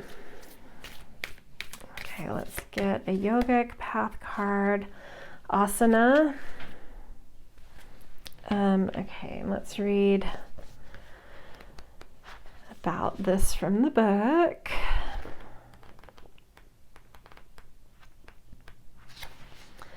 It's one of the 8 stages of yoga, physical practice to sit in stillness. So it's like doing these, my understanding of asana is like kind of doing these repetitive movements to bring us into a certain focus and stillness. But let's see what the book says. Your physical body holds the key to your evolvement, but it's just the first portal. The asana, yogic body postures you have been practicing have been preparing you for true asana, to sit in stillness with the truth.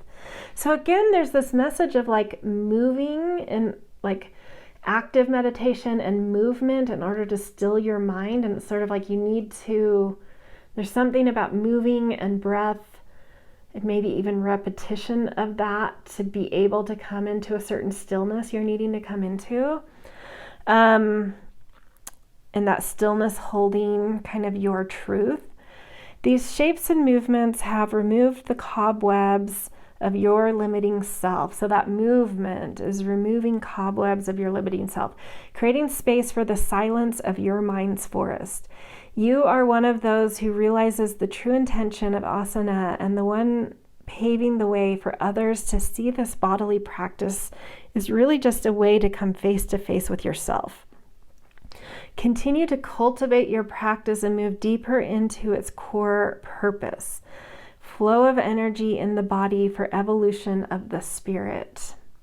And that again kind of feels like that snake. Flow of energy in the body for some evolution, and in this case, kind of like ascending, some leadership ascending is what I'm feeling.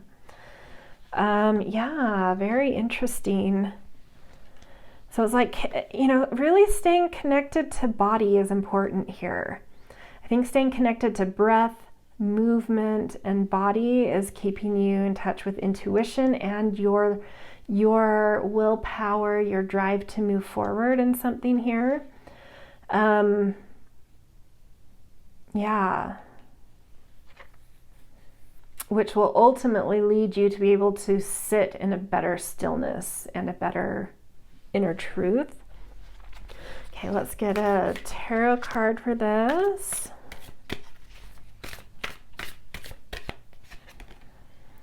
Nine of Wands.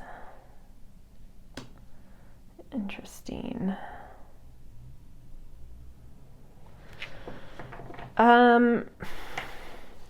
In this particular Nine of Wands, I'm a little bit more drawn to this image versus how I would normally interpret this card. I don't know if you guys have seen, what's it called? Practical Magic. It's with Nicole Kidman and Sandra Bullock.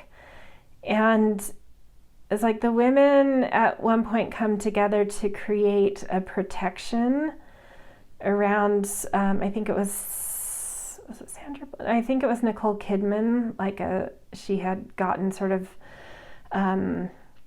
possessed, and they created the same formation sort of around her to contain that energy and then banish it.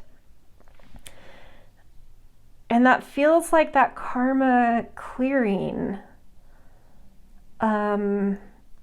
And you're being assisted with that. It's like there's a lot of spiritual protection around you and help around you.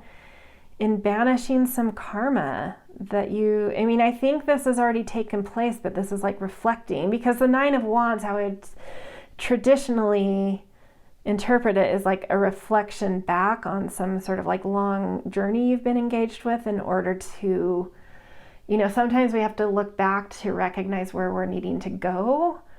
And something about that is like looking back to recognize some protection that's really been around you that maybe you weren't aware of at the moment, but could see through hindsight. And there's something important about looking back to see ways in which you've been protected in expelling some karma. Like tap into your intuition with that. That's something about that reflection is really going to get you closer to some kind of that spark again that we said was coming. That spark, that truth that's coming for you. Yeah, cool. Okay, let's move to the heart chakra, and there's kind of an air element to the heart in the chakra system. Our hearts are literally a pump. They're moving things. It is the central chakra, so it really circulates all of the different chakra energies through it, through that kind of wind air kind of flow. It's also where we connect to compassion and love.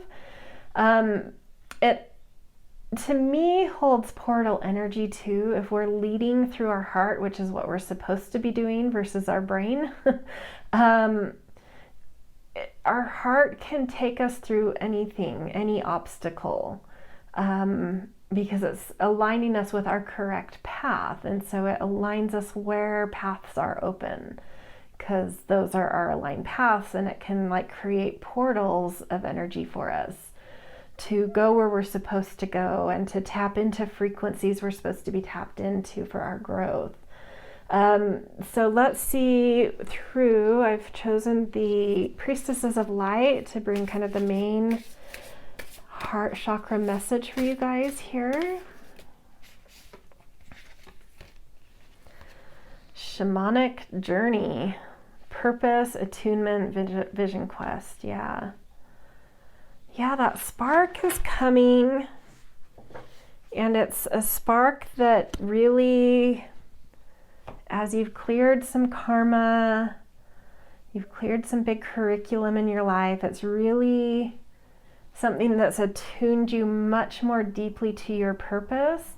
Some of the karma that you've been expelling involved in that is like you've maybe had to go in and do like some soul retrieval or power retrieval, vision quest type energy to find power animals, that kind of thing. Really connecting to symbols that hold messages to bringing you into wholeness, bringing you into a more healed state, a more whole state. I just feel this as your heart being very strong right now, though. I think you've already done this journey, and I think you've been through the vision quest. And this is saying like you're really stepping into your purpose right now, and your heart understands what this purpose is. Like, stay attuned to your heart. It holds your purpose. It knows this. And again, just confirming that the strength of your heart, as we saw from the root chakra, is very pivotal right now in order for this expression to come out of you. That is the point of this reading, or like the summit of the reading. I kind of feel. Okay, let's get a Yogic Path card around the heart chakra. Parvati, which I believe is a deity, but let's just see.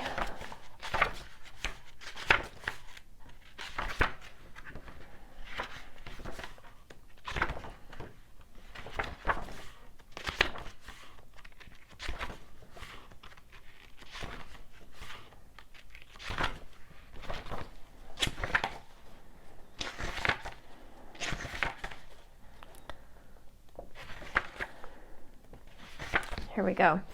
Goddess of devotion, love, and yoga. You pull upon Parvati when you've taken immense action toward becoming your highest self. Yes, this is what we're talking about. You've cleared some karma, you've done some retrieval of soul and power, you've, you're coming into your greater purpose.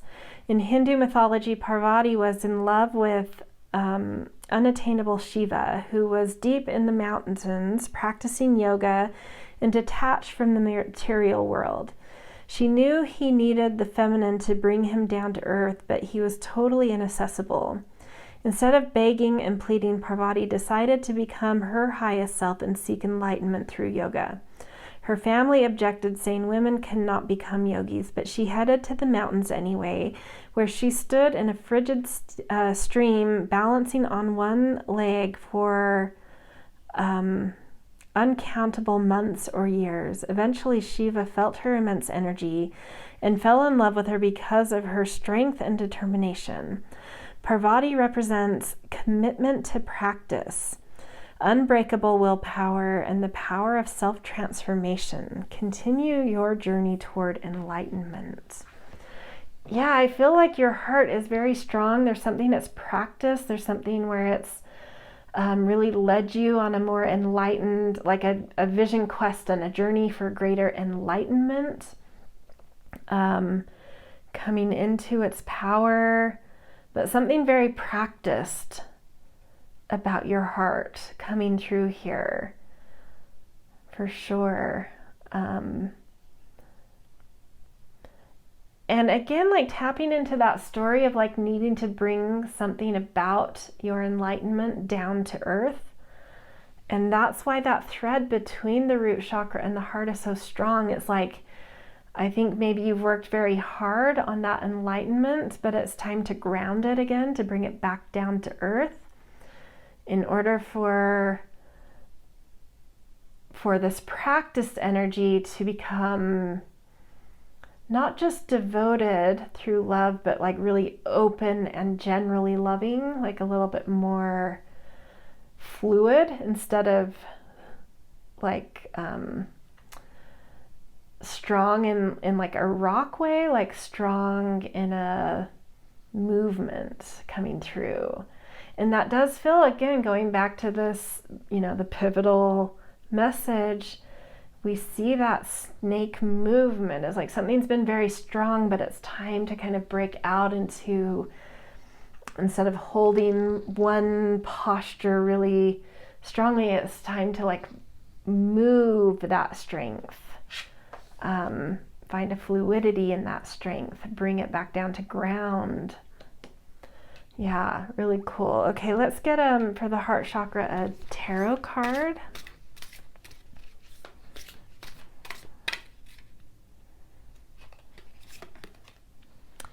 King of Crystals. Yeah, your heart is very, very strong. It has gone through some pretty big transformations and journeys and really discovered its strength, but now it needs to open with more flow. And that's sort of the message that we're building to for the foundation that your main message needs to be upon. So it's like some tweaking to your heart needs to be done first for this main message to really unlock. And it's like, you're really close, you're there. It's a really beautiful message. Your heart is so strong. It's been so devoted. It's practiced, but now can we bring some balance with more feminine energy here, with a little bit of flow, a little bit of dance, a little bit of romance in it rather than just strength, like it's been very focused on the yang, but now it's time to bring a little yin in and receive things and entice things and magnetize things and move with some fluidity and wake up the body. Find that Yeah, that rhythm and flow. You have the strength and you do have the rhythm and flow. It's just you left it for a while to really work on the strength, and now it's like merge those back together, and like your heart will just be so flourishing in the space needed to really activate this expression that's being called for to come out of you, to really vibrate an expression into the world of a sense of sort of like leadership rising out of you, or creativity rising out of you. Something is rising out of you, but it needs your heart to be balanced with a little bit more yin to really get that going, to really get that expression right. Okay, let's move on to the Ajna chakra, and I am using the Inner Compass deck to bring the main message here.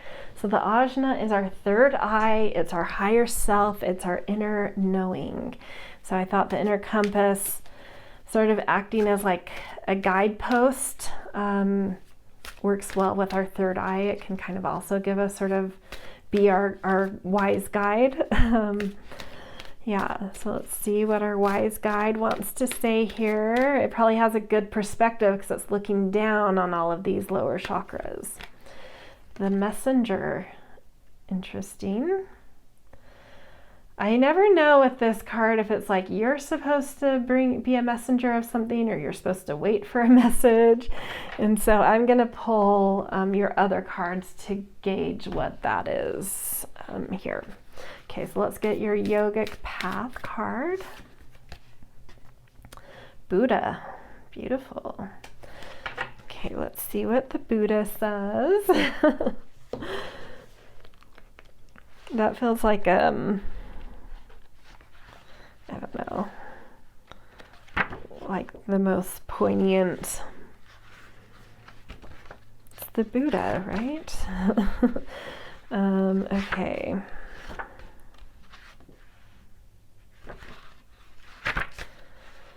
Where is it? Hold on. 29, okay.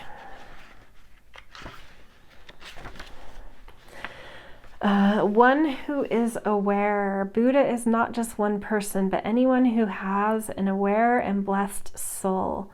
Right now, that is you. You have awakening.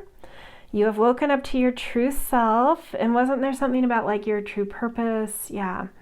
And let go of the illusions that were binding you to the material world. You have taken off the mask of security and given a good look into the vastness of your own soul, which is interesting. That reflects what I was saying about like you've kind of gone on this journey to ascend, to not be so, down to earth, but to look for enlightenment.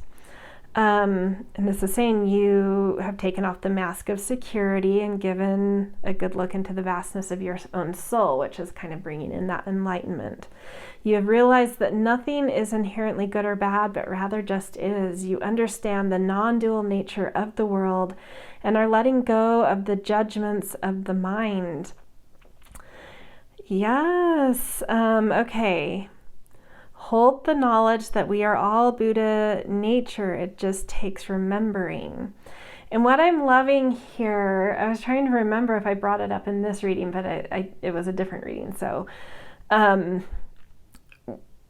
what really got me reacting to this was that when we move in life through our heart, we are moving through a greater kind of oneness with things, where we don't split things into polarization and dual nature, which is what happens when we let our minds lead, because our minds have two hemispheres. They're really good at creating duality.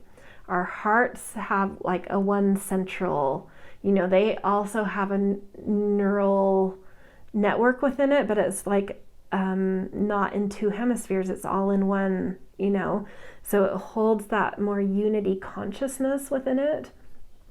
And there's something that enlightenment, that practice you've been in, is something that's really helped you to move into that more non-dual consciousness. But I think right now you're needing to bring that back down to earth. And that's not saying go back into mind. You can still stay in that heart unity consciousness, but something about bringing it back down to earth will help it to find that feminine flow, that softer edge with things. Yeah, beautiful. I love that. Okay, and then, so your third eye bringing, that's what I was feeling like. It's kind of looking down on everything we've talked about and is bringing like some wisdom about this. I'm still not sure what the messenger means that's under the Buddha. If that's you having a message, if you're the messenger, or if there's a message you're waiting for. See if the tarot clears that up.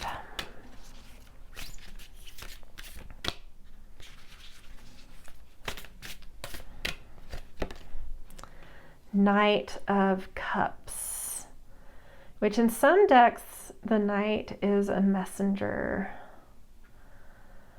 This feels like, okay, because the third eye or the ajna feels like it's looking down, so it's giving some perspective on what we've talked about from a higher place.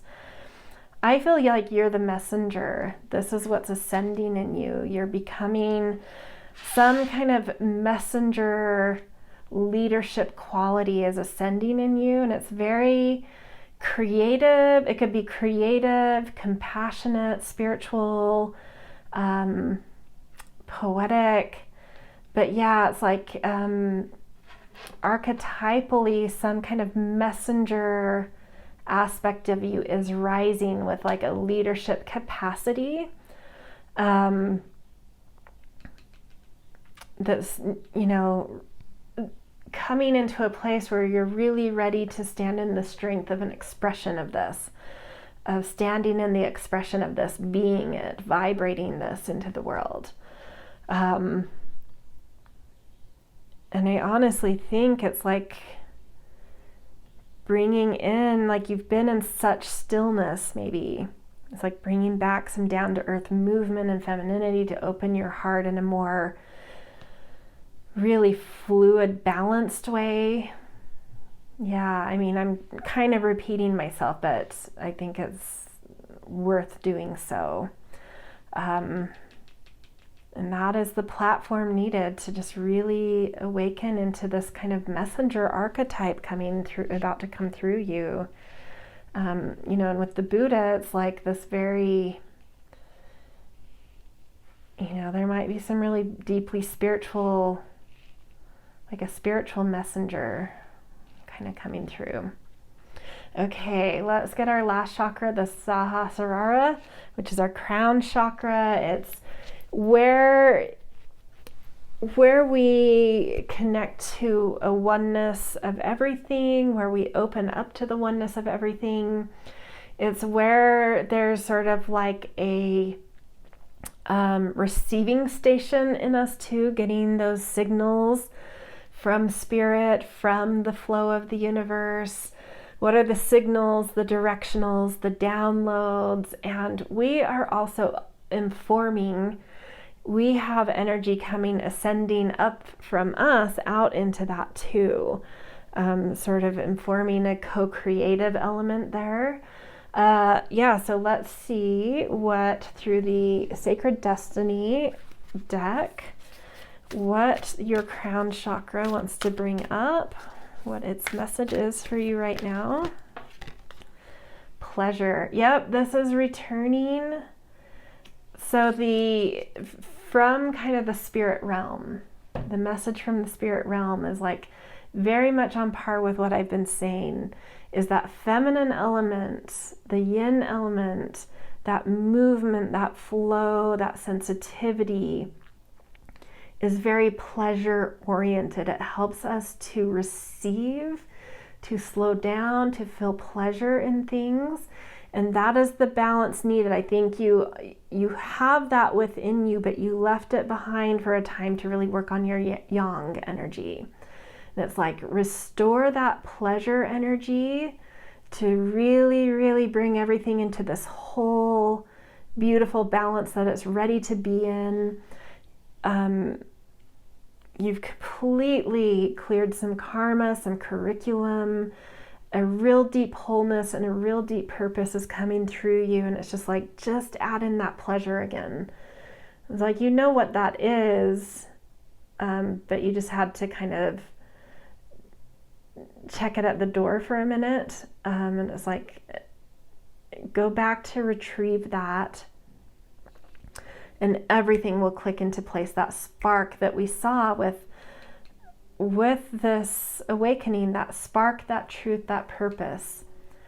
The last key to really getting there is to return to a little bit more feminine balance. It's not saying get rid of, keep that strength, keep that enlightenment, keep that, spiritual development, but also return down to earth and re-engage your senses, your pleasure, your movement, and that spark of truth, that purpose, that awakening is coming in. Will come in so fast. Okay, let's get a Yogic Path card for this. Pranayama. I think that's a breath, but let's see. Okay, 69. It's one of the 8 stages of yoga control of breath. You have inhaled the beauty, joy, and magnificence of life and exhaled the toxicity, stagnancy, and dullness. Now it is time to use the prana energy you have cultivated deeper towards your truth. With this control of the breath, you can control your life. So where would you like it to go? If you're seeking more rest, tranquility, and luxury, breathe slower. If you're seeking more energy, speed, and rahas in your life, breathe faster. Through pranayama, controlled breath, you can decide how you want to feel and when. Begin the study of various pranayama practices such as alternate nostril breathing and breath of fire. Use it in your life to magnetize your direction. Beautiful.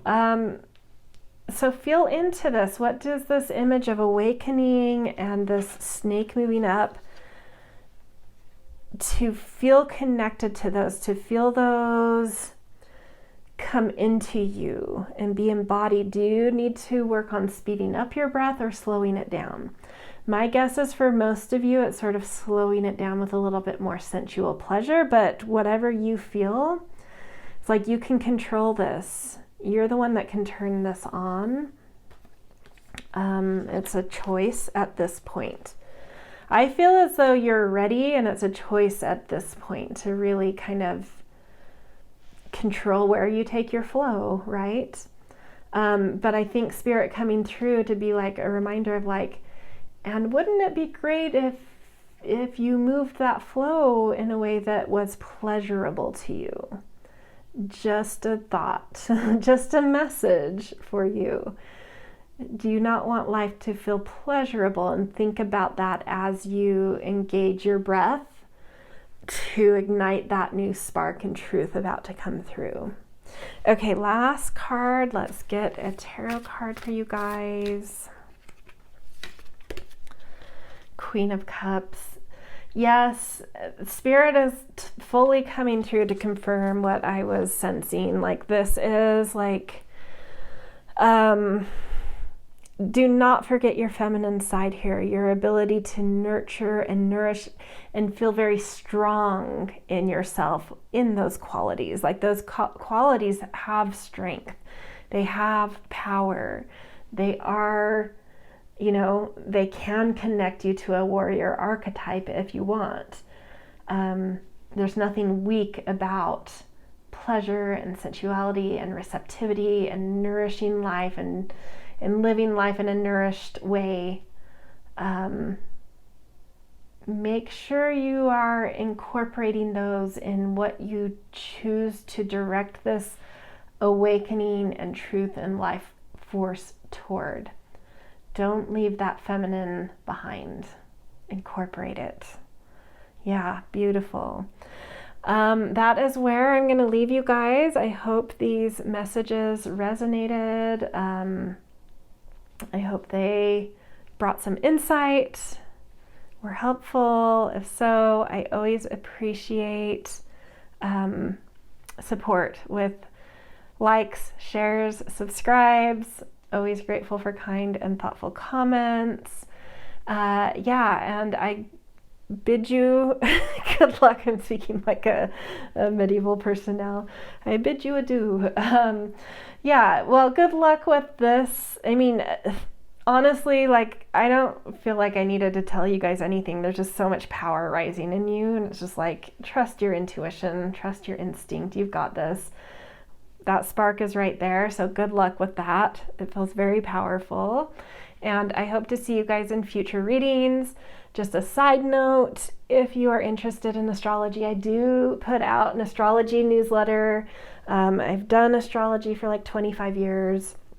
It's something I adore doing, so check out my newsletter. I put out a lot of my the stuff I put out in the newsletter is free. There is also a paid version that just has more in-depth stuff, but plenty of free stuff to grab there too. So go check that out if you like astrology, and I will see you in future readings. Hello, beautiful pile 4. Welcome to your reading, where we are going to get messages from your chakras, see what they want to bring to you, whether it's like, I need attending to, or good job, things are great here. The way the first two piles went, starting in pile 3, I kind of switched up a little bit how I was doing this, because as I mentioned in the intro, whichever pile you picked was going to contain one of the chakra cards in it, which would be the chakra that would hold your pivotal, your main, your most important message. And that seemed to completely take over, where it was like almost, while each chakra was bringing a message about its energy, it was also kind of in conversation with that pivotal message as well, I found. So starting last pile, I am going to be reading and getting cards for that chakra that was part of your pile that you chose first, and then we will go through each of the chakras. And for you, it was the Sahasrara, or crown chakra, which is the last chakra. So it will be good that we'll get that pivotal message first instead of last. But something from your crown chakra, which is our chakra that really connects us to the oneness of all. It's sort of our chakra that brings us a sense of unity with all of life. But I also see it as like our receiving station, where we can receive messages, guidance, downloads from spirit, as well as put our own messaging out into the universe, because it is kind of a co-creative space. So both directions happening there, but this deep unity of like all life being connected can be felt through the crown chakra. And this is where your pivotal message lies. So let's get you some cards for this to see what that message is about. So I have a different deck for each chakra that is bringing kind of the main theme of the message for that chakra. For this one, it's the Sacred Destiny. And we've got fulfillment for you guys. Beautiful. And I love that mirroring of this full moon and a full, beautiful, ripe peach too. Feels like harvest time. It feels like life feeling full and abundant and fruitful in some way. But so we're also going to, for each chakra, pull a second card from the Yogic deck, which is where the chakra cards came from, as well as a tarot card. So we want to get a little bit more. It's hard to pull too much from fulfillment. It's a very positive theme, but we want to know why it's here, what this is in relation to. So Saraswati is the yogic deck message coming through. And for this deck, I'm always going to be reading from the book because I practice yoga, but I'm not a yoga practitioner, so I want to make sure I get the terms correct. And I do know this one is a deity. Okay, so 97. Goddess of creativity, intuition, and insight, Saraswati appears when you have surrendered to creativity, the endless stream that we only catch glimpses of but can feed us for life. She is the sacred river flowing with divine wisdom, nourishing us with nectar for the soul, art, music, dance, and literature. You may draw upon Saraswati when new ideas are flourishing. Didn't I use that word flourishing? I think I did. If I didn't, it was in my mind, flourishing. So I'll repeat that sentence. You may draw upon Saraswati when new ideas are flourishing, and you are channeling universal wisdom.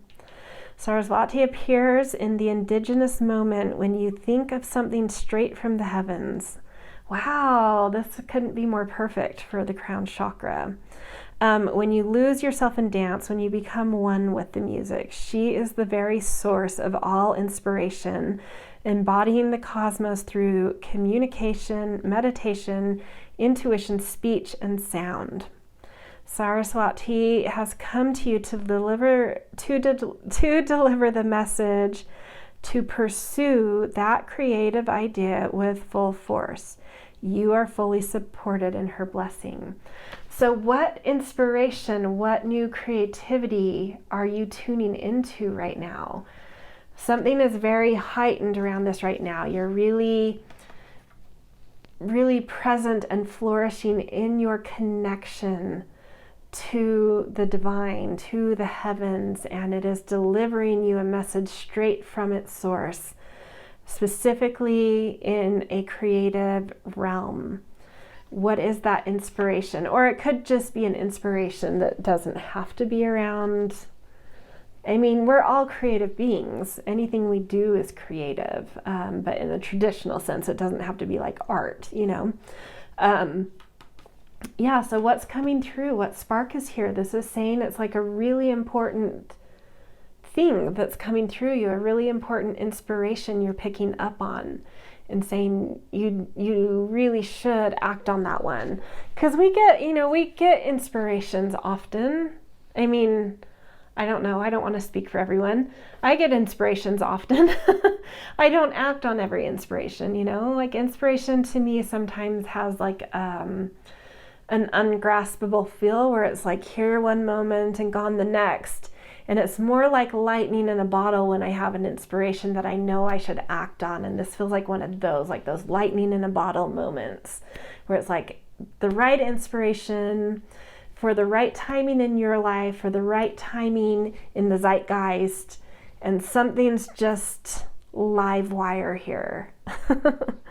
So let's get also a tarot card for this. 10 of Cups. Yes, which is totally about flourishing and harmony and being in sync with everything in life.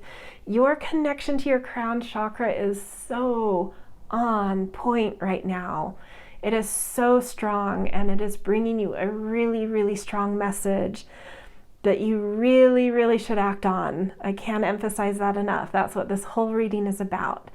So let's go into your other 6 chakras and see what messages they have to deliver to you about them, but also maybe in relation to this inspiration coming through. Okay, so we're going to start at the ground now. So Muladhara, the first chakra, it's our root chakra. It's how we ground, how we feel stability in life, how we create a sense of belonging, and it's connected to the earth element. So it's also how we it's one of the most important chakras to tune into when you have an inspiration, because it's how we take something from inspiration or idea or movement to ground it and bring it into the 3D through pragmatism and practicality and bringing it into our reality. So it's very important that whatever does come through, you immediately go down to your root chakra and ask, how can I ground this now? What is the pragmatic thing I can do here to turn this on in my body and create some action steps to move this into my reality? Okay, so let's get, for this chakra, we are doing the Herbal Alchemy Oracle. So kind of basically plant medicine, which is kind of from the earth realm. Let's see what, that one wants to come out. We've got sage, blessing, beautiful.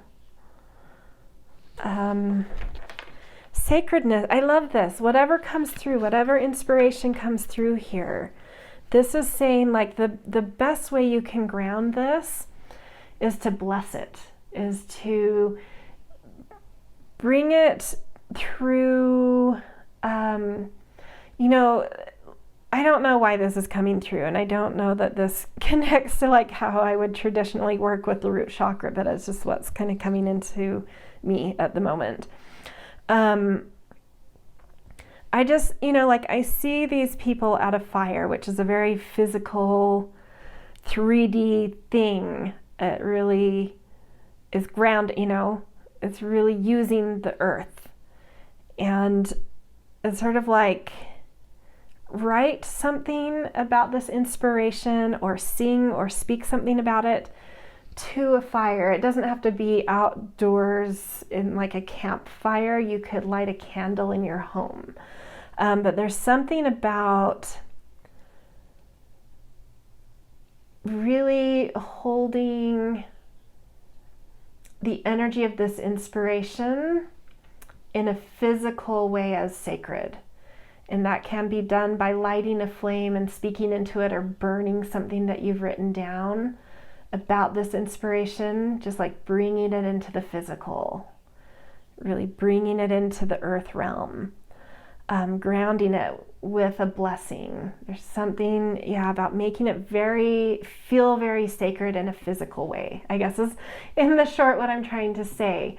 Make this inspiration feel very sacred in some kind of physical way, whether you do like a ceremony or a ritual that really physicalizes this and gives it a sense of sacredness.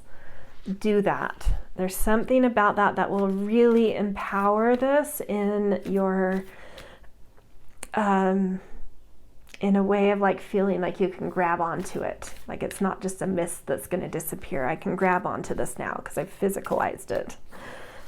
I don't know if physicalize is a word, but that's what came through. Okay, so let's get our yogic deck.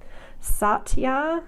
I don't know what that means, but I can't help but feel like she's doing like a physical ritual or something, like blessing something. But let's see what this actually means. Satya. I have no familiarization with that term. Okay, 85. Truthfulness. You are moving toward your truth, peeling off all layers of inauthenticity that have been placed upon you by societal conditioning. Through this shedding, you are finally feeling truth's bare skin as you place your fingers upon your face, finally coming home to yourself. This truth, Satya, has been dormant inside you all along, waiting until your awakening. Through this process of understanding, unlearning, and evolving, you become a bodhi, awakened person. Continue to step into this new paradigm of truth as you shed all false beliefs, narratives, and stories so you can emerge as your true self. Ask yourself, where and how can I show up more authentically in my life? What makes me feel like I'm living in my truth? Are my relationships in alignment with who I am at this moment? What masks am I still wearing to make me feel loved, secure, and significant? So literally, the fire from the first picture feels important here. There really might be some things you need to burn away. Write down some things you're letting go of and releasing and clearing, and then bringing in and blessing this new inspiration, because this new inspiration is indicated here as being something that's much more authentically and truthfully aligned to you. And also honor all the work you've done. This definitely is showing you've done a lot of work to unlearn and then evolve. Release yourself from patterning that wasn't working, that wasn't meant for you, that just kind of got stale, whatever it is. Be proud of that. Celebrate that. Release what that work released through some kind of ceremony, and then bless the new inspiration coming in. Okay, let's get a tarot card for you guys with this. 3 of Cups. Community too. Do this with community, which actually is so powerful when we do things like this with groups, especially and specifically with 3 of Cups, groups that feel very safe. Groups that feel familiar and safe. Very important there. But when we do kind of healing work or sacred work with groups, the manifesting potential is amplified in exponential ways than if we just did it by ourselves. It's held by so much more capacity and energy, and that manifesting potential just really goes off the charts. So yeah, do something. Honestly, this feels like really creating some special moment with some trusted people to really create some kind of ceremony, however that makes sense to you. Releasing some things, blessing new things. It could even just be sort of talking and writing some things if you're not super witchy. Whatever just feels aligned for you, what feels grounded and pragmatic to you, actually. Okay, let's move on to the Svadhisthana sacral chakra. This chakra is ruled by water. It holds our sense of pleasure and movement and flow and creativity and sensuality, emotionality in here. So I am using the Healing Waters Oracle to get kind of the main message from this chakra. The wellspring, what are you thirsty for? Body care, take a breath. Nourishment coming in here. And that feels beautiful to me. I think of a wellspring and how fresh that is. It feels young. It feels refreshing. More than fresh, it feels refreshing. And it's like something new. Yeah, with this inspiration, I feel like it's going to feel refreshing to you, and it's going to make you want to take a breath in a certain way and move in a certain way, and it's going to have you craving certain things, like what am I now hungry for, thirsty for, hungry for. And the way in which you're going to connect to that, I think, is going to be a very instinctual body creative way. So it's sort of like let your body kind of lead you a bit in how you start connecting to this inspiration. It really has, I don't know, it's got a hunger in it, I feel, beyond a thirst. It's got a refreshed, vital kind of, and so you'll know when this inspiration comes through, because you're going to feel this need for your body to kind of breathe in a certain way, and it longing for something, like physically longing for something. And pay attention to that, because allowing your body to move to what it's longing for I think will feel refreshing and nourishing in itself and revitalizing in itself. Okay, let's get a Yogic Path card for this. Shiva. Ooh, interesting. I think that's like the god or goddess of like destruction. I'm not positive. I might be mixing that one up, but let's see. Shiva, god of destruction and rebirth. You are truly on a yogic path.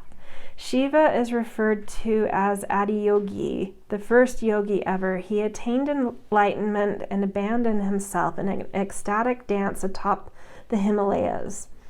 When his ecstasy went beyond movement, he became utterly still. People could not understand his switch between ecstatic movement and stillness and thought him mad. However, 7 students wanted to learn how he was moving past physical limitations. This is how he began teaching yoga. Shiva planted the seed of yoga into the human mind. Pulling Shiva represents moving past the limitations from your society, body, mind, or ego. It represents doing the inner work to evolve. It is also a call to service, to teach others your wisdom so they can become liberated. Beautiful. So how you're sensing things, how you're sort of valuing and moving and connecting to the sensitivity of this inspiration. There's something, the nature of the inspiration that's coming, I think is going to tap into, it will be an inspiration and it will have an essence to it that will allow you to utilize very honed and mastered skills you already possess. So it's a new inspiration, but it's an inspiration that is a springboard for you to really use your mastery too. Excuse me. And to really like embody that, to move into and creatively with certain deep wisdoms and masteries you have, and it's going to really be like this magnetic force. The way you start to kind of move and flow and create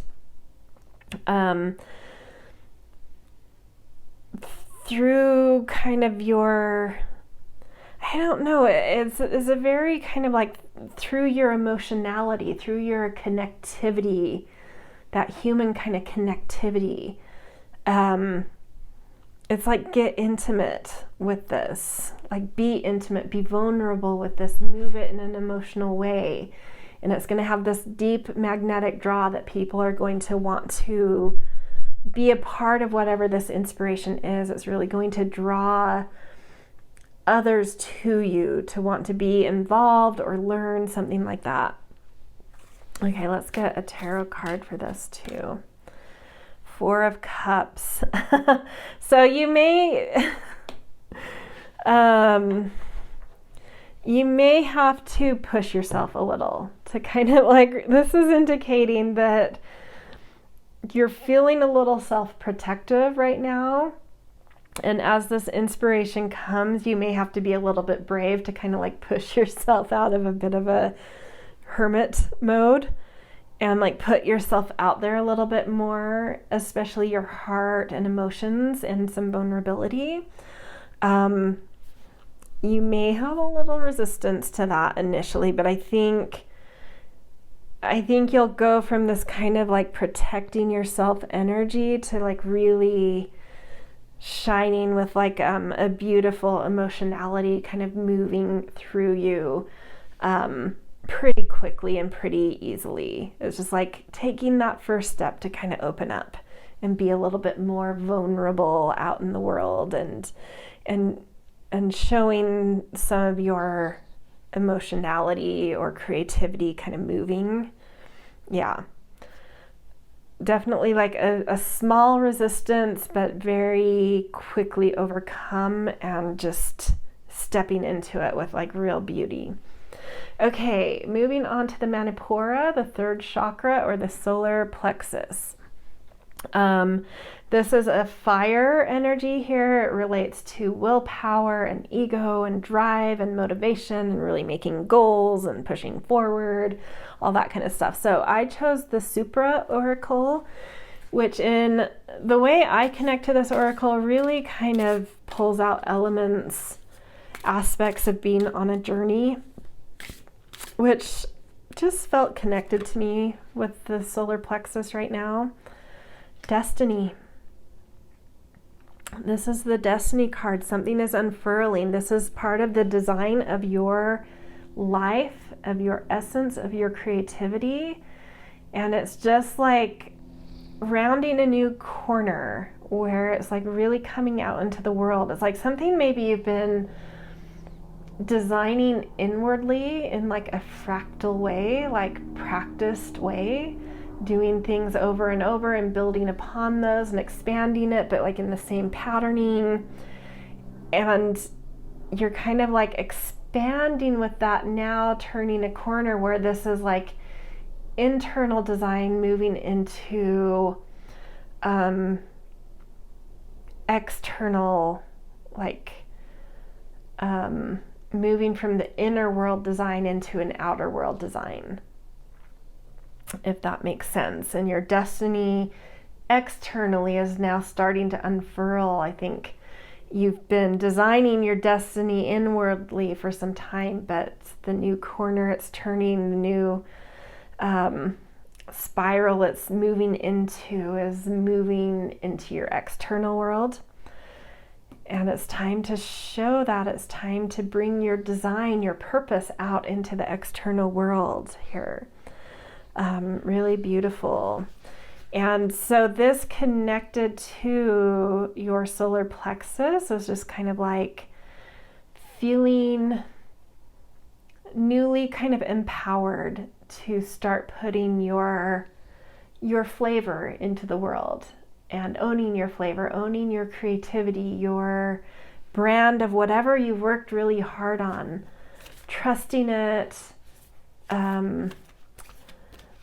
being willing for it to be seen, being willing for it to take you places in the world.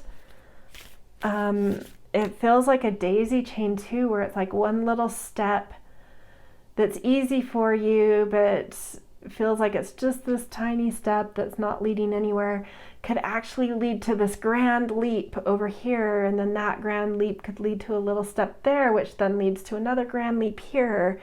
And it's just this unfoldment that I think your solar plexus is indicating is ready. It's ready to have leaps happen. So even when you take what feel like minor steps, because you're ready and willing for big leaps to take place in your outer life, little things you do could lead to very big things because of being ready for that. Okay, and then we have Sita. Let's check this out in the book.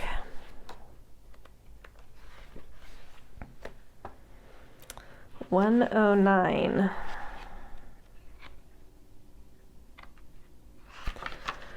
Goddess of devotion and loyalty. You have been devoted you have devoted your entire self to a person or project, and your loyalty cannot be questioned. Even in the face of harsh treatment, you have endured in the name of love. Sita remained loyal to her husband Ram despite being told he was dead, and when another king wanted to marry her.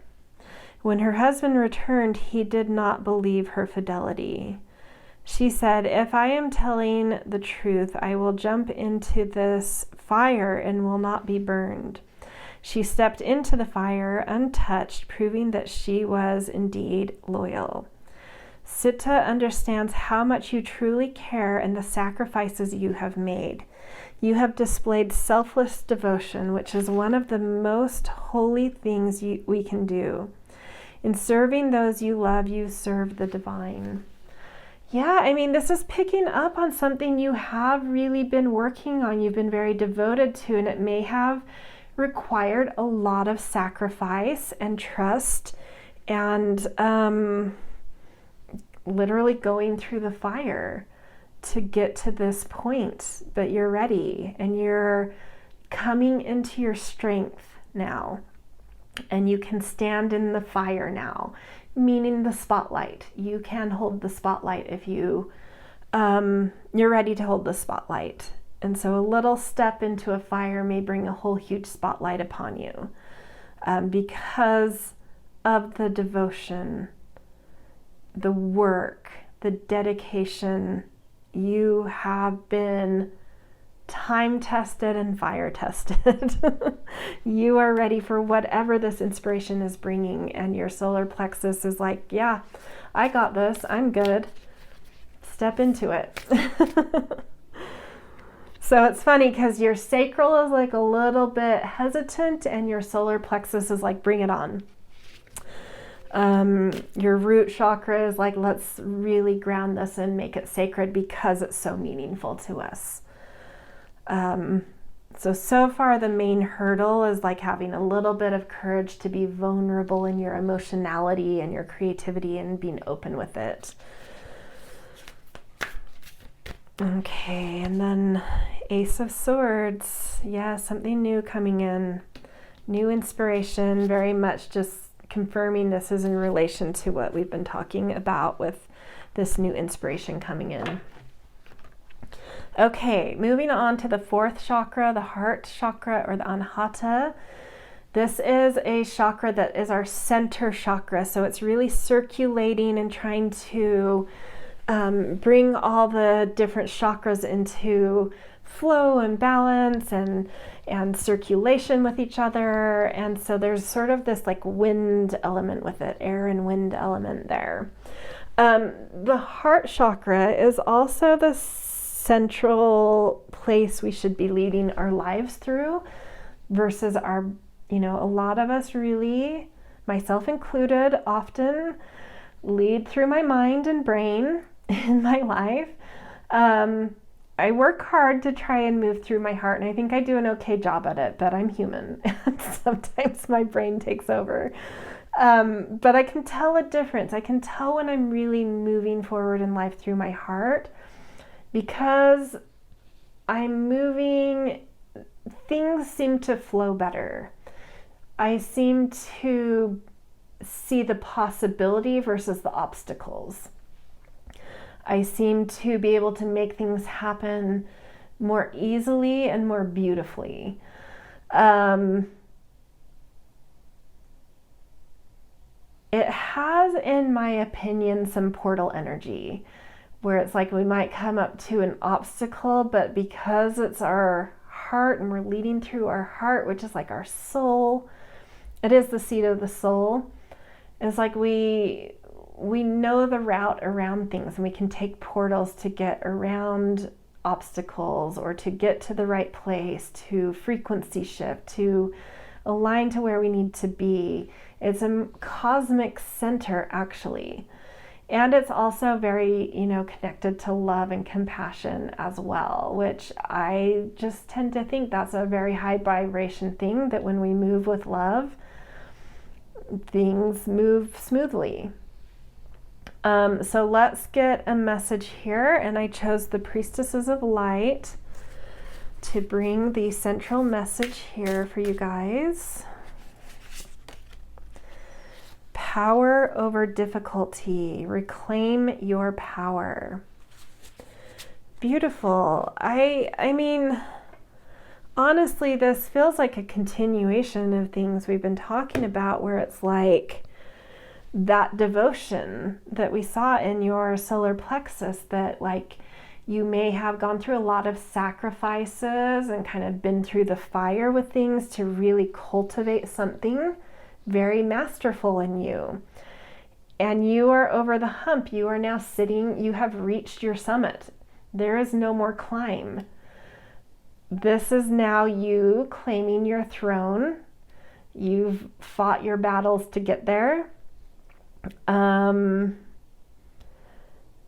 yeah, and it's time for your heart to claim its power. It's time for your heart to really, it's been brave. Your heart has been brave. It has led you down a path that is often, because it was a challenging one and one that required a lot of devotion and work, and to gain mastery in something, you do have to work in something. You do have to build character, which means going through pressure.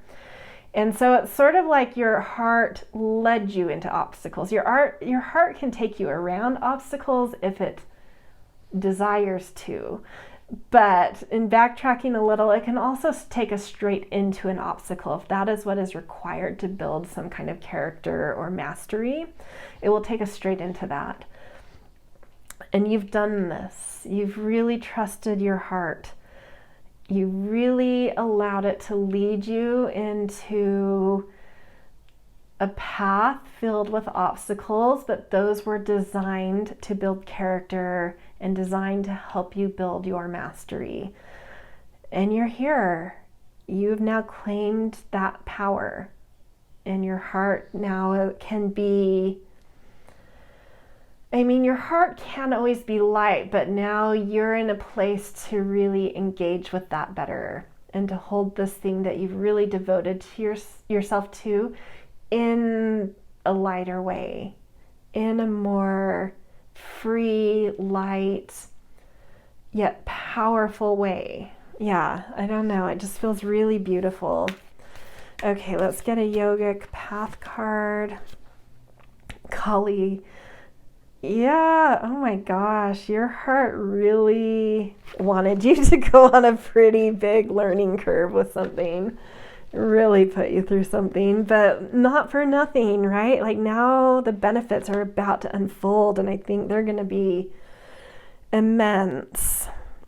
Okay, so 99.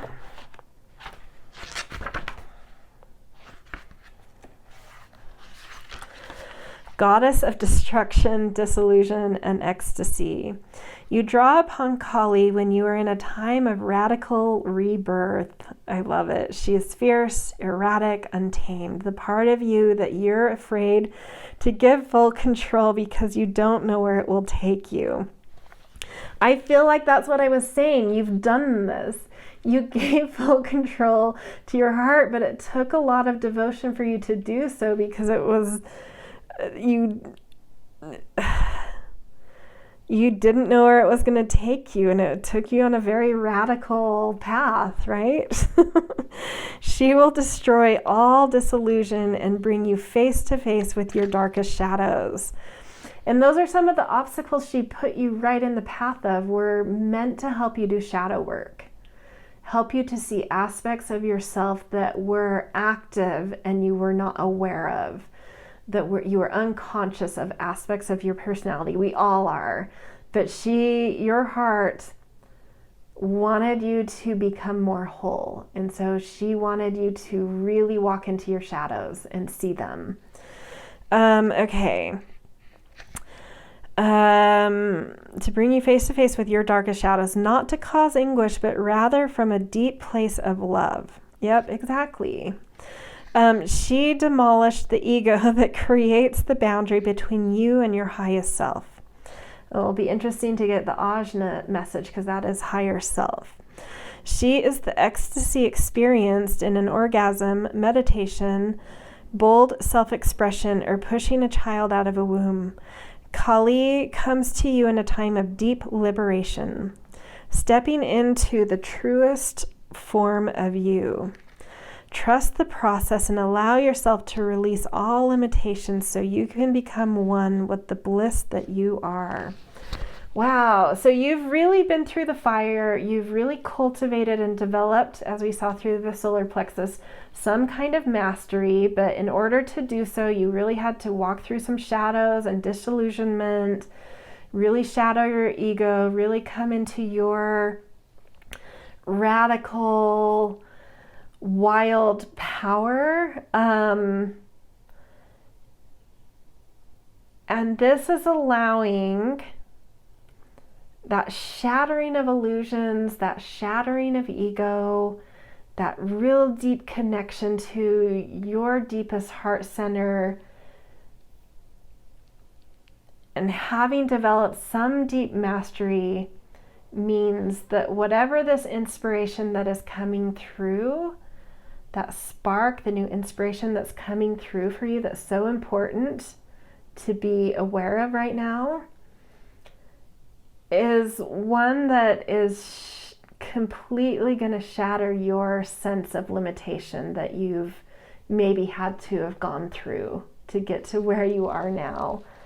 Oh man, there was something I lost, some little nugget that felt so important. The liberation, that was it. Yeah, whatever you've kind of, in order to devote and really create mastery, we always have to limit aspects of life out.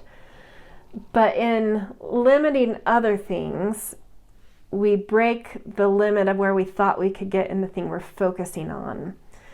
And whatever inspiration is coming through now is breaking past even that, breaking past what you've really devoted and worked hard and limited yourself to focus on, to try and break your limits in that thing, in that focus. You have broken some limits there.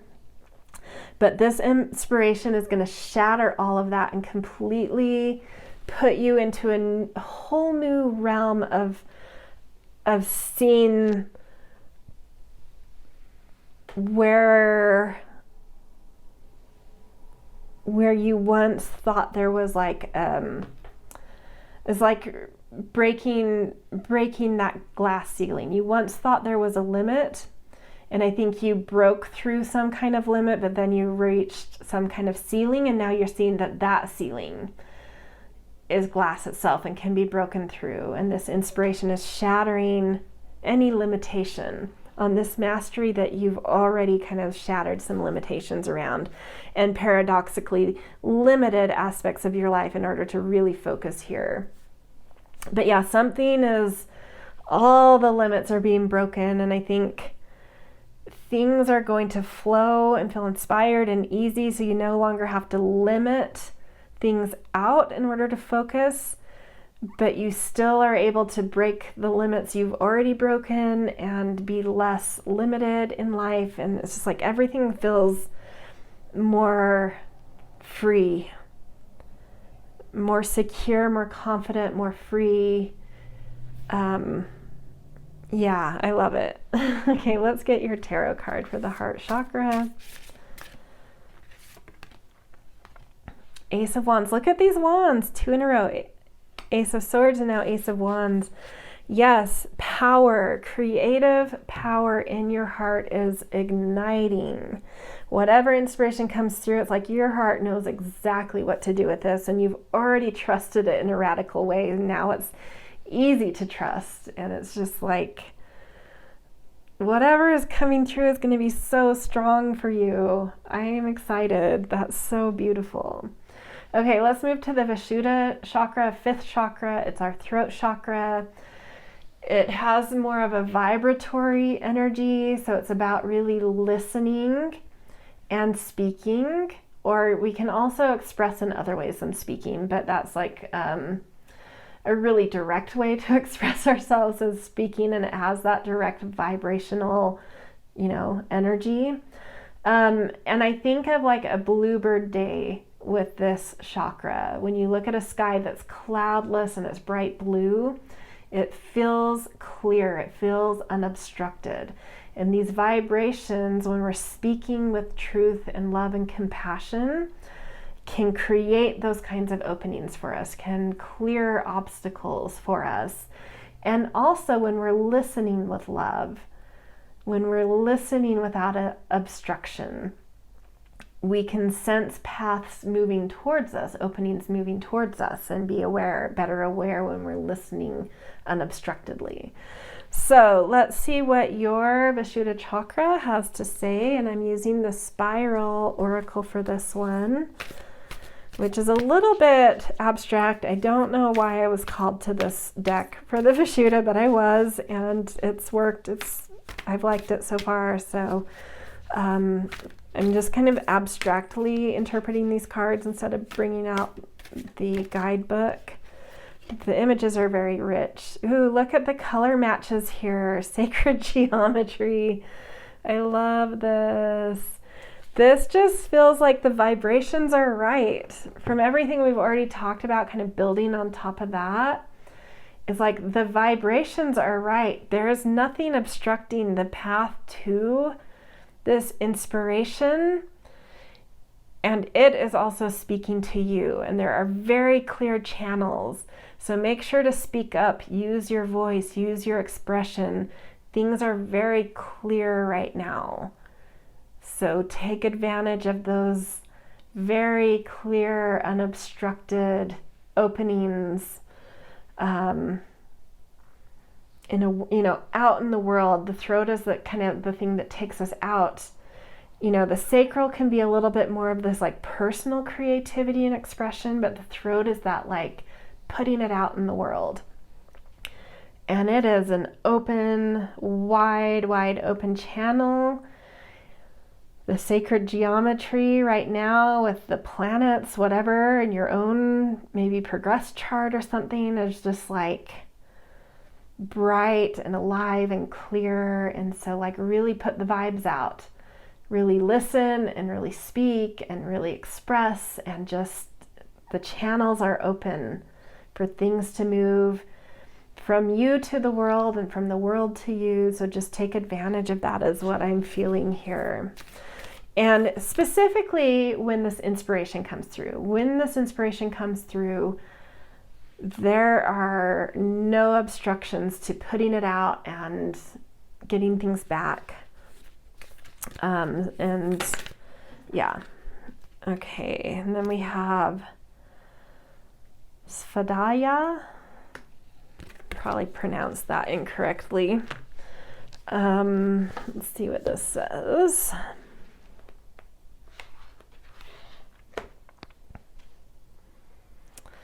Okay, 89. Self-study. We were each born with a book of infinite wisdom, stories, inventions, and emotions. This book is our own consciousness. If we take the path to truly studying the self, we will never become bored with our findings. Instead of trying to acquire more information, take the focus inward. There are cosmoses in your consciousness you have yet to venture into that have more beauty than any artwork, more mastery than your favorite thriller, and more magnificence than all earthly creations. However, the passport required to reach these vistas is stillness. Through withdrawing from external stimulus, you can move into the true stimulus, the world inside and beyond you. So this is tuning into listening as well. There's some I think there's inner realms yet to be tapped into, but the channel is clear and open, and they are going to be bringing you a lot of insight, like listen inwardly. That listening needs to be tuned into, but in an inward way. Stillness, listening inward, exploring inner terrain. Maybe go onto YouTube and find like some shamanic drum journeys, which can kind of put you into a theta state where you're really in a deep connection with co-creative imaginary spaces, and you can really come into symbolism and impressions that are deeply wise, deeply coming from within and without, and really open you up to world, like developing your worlds within, just exploring and discovering the realms and territories and worlds within. There's a lot of wisdom there for you, and it's going to be a very clear, open channel for you when this inspiration comes. And this will only help feed that inspiration by really tuning into and listening to and expressing with your inner realms. And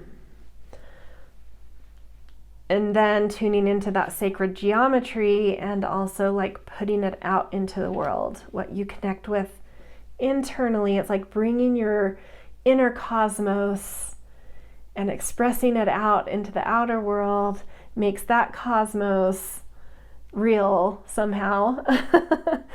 And it's like one that like is going to be have such an attraction. Yeah, it's very cool. Okay, let's get, this is talking to me a little bit even more about what your inspiration is like, is there some kind of like personal creativity you're supposed to be putting out, like developing some inner worlds that you share in some kind of creative way? I don't know. It's interesting. However that resonates with you. King of Cups, yes. And look at the color matches again. Mastery, mastery, mastery, mastery, mastery. Trust yourself. You've got this. You can hold whatever comes here. You can hold this inspiration. You can hold where your heart takes you. You can hold your inner cosmos as well as manifesting that cosmos in some creative way out into reality cosmos. You're so strong, especially in the realm of like emotion, creativity, imagination. It definitely feels like some imagination creativity here. Doesn't have to be, but for some of you that might really resonate. Okay, let's move on to the Ajna, which is your third eye, your higher self, your inner knowings. And I connect this with the energy of light. And the Oracle deck we are using to get the main message here is the inner compass, because I do feel like our higher self and our third eye can be like our own inner wise guide and really give us sort of like signal and direction. And so the inner compass felt correct because it kind of gives us like guidance.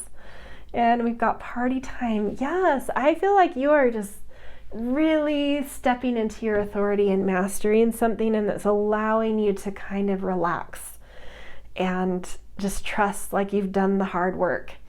You've done the dirty work, you've done the hard work, you've done the deep work.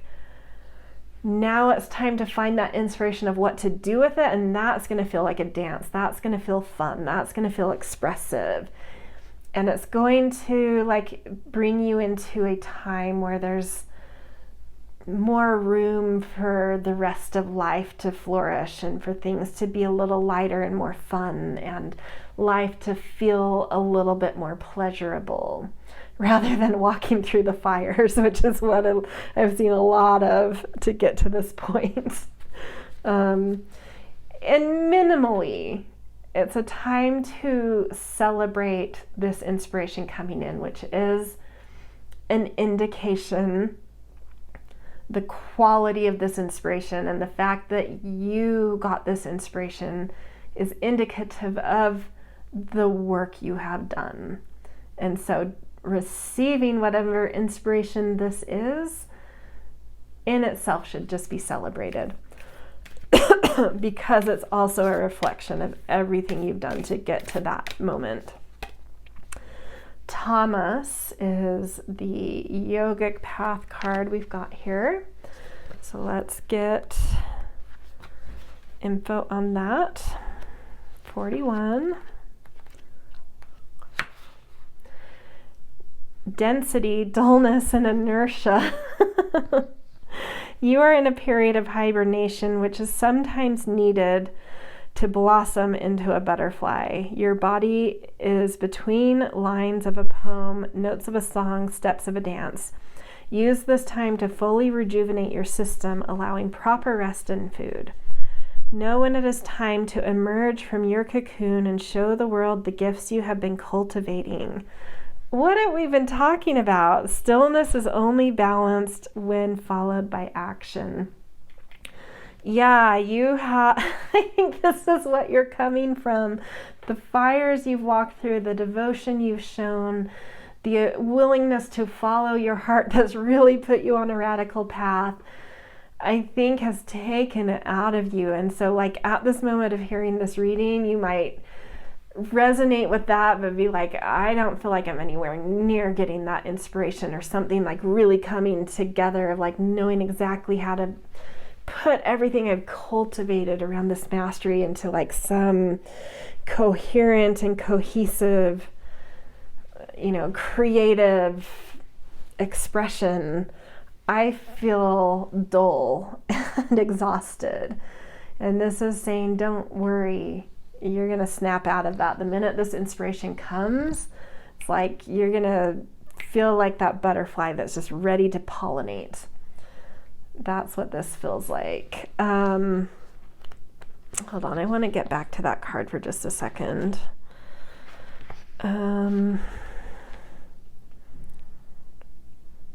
Rejuvenate. So like take this moment. My assumption is 99.9% of you have not yet received this inspiration. This is coming in to say it's on its way. And the third eye, your higher self, is saying like, so don't push. I think you've done the work. You're done with the hard work. Now relax. And something about that relaxing, sometimes when you pull back and you relax and you let go, is exactly when everything comes together. And is exactly the space you need to go into to receive inspiration. So your higher self, your inner knowing, your wisdom center is saying, you're done with the learning, you're done with the climbing, relax, and it will all come together, and then inspiration is going to hit. But you need to pull back, you need to relax, you need to rejuvenate, you need to let life be a little bit. And that's what that feels like. Okay, let's get a tarot card, last card.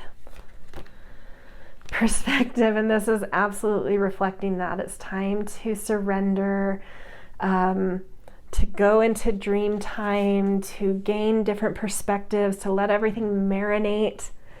It's like making a stew. Whatever you've been mastering and going through the fire with, it's like you've tested the different recipes, recognized, this is the kind of stew I want to make. So, okay, let's get a list of the ingredients I need. Okay, I've now gone out and I've foraged all these ingredients. I've collected what I need. Now I need to prep all of these ingredients. And then I have to do all these steps to put everything into the stew at the right timing and with the right seasoning. And now I need to now you're at that phase of like, everything's in the pot in the right time, with the right ingredients, with the right seasoning, at the right temperature. And now you need to back off and let things stew, because now it will all come together. You have all the ingredients cut just right, prepared just right, put in at the right time. Let it stew and it will come together. It takes a while for those flavors to meld, for alchemy to happen, for things to congeal, and that recipe to be ready to serve. That's what's happening here. You've taken a lot of time to get to the point of just letting things marinate. Let them marinate, and everything will come together, and you will know when it's time to serve the stew, because it will feel inspired. It will be like, oh, yep, this is all right. Everything's cooked. The flavors are melded. It's, time. But you need to let everything congeal and stew together and alchemize. And to do that, it's backing off. Okay, so that was your reading. I hope it resonated. If so, I always appreciate support. with likes, shares, subscribes. Always grateful for kind and thoughtful comments as well. And definitely a side note, if you like astrology, I put out an astrology newsletter. There's a free version, which there's a ton of free stuff I put out, but there's also a paid version too that just goes more in depth. It's something I have done for a very, very long time, so I enjoy doing that as well as cards. So go check that out, especially the free one, if you want some astrological information, insight, inspiration, whatever. Link is in the bio, or sorry, in the descriptions for that. All right, good luck with this beautiful kind of congealing of something, some kind of creative mastery, almost ready to kind of serve, ready for that inspiration to come through, to know how it all congeals, how it's supposed to be expressed in the world. And yeah, it's coming, so get ready. All right, I will see you guys in future readings.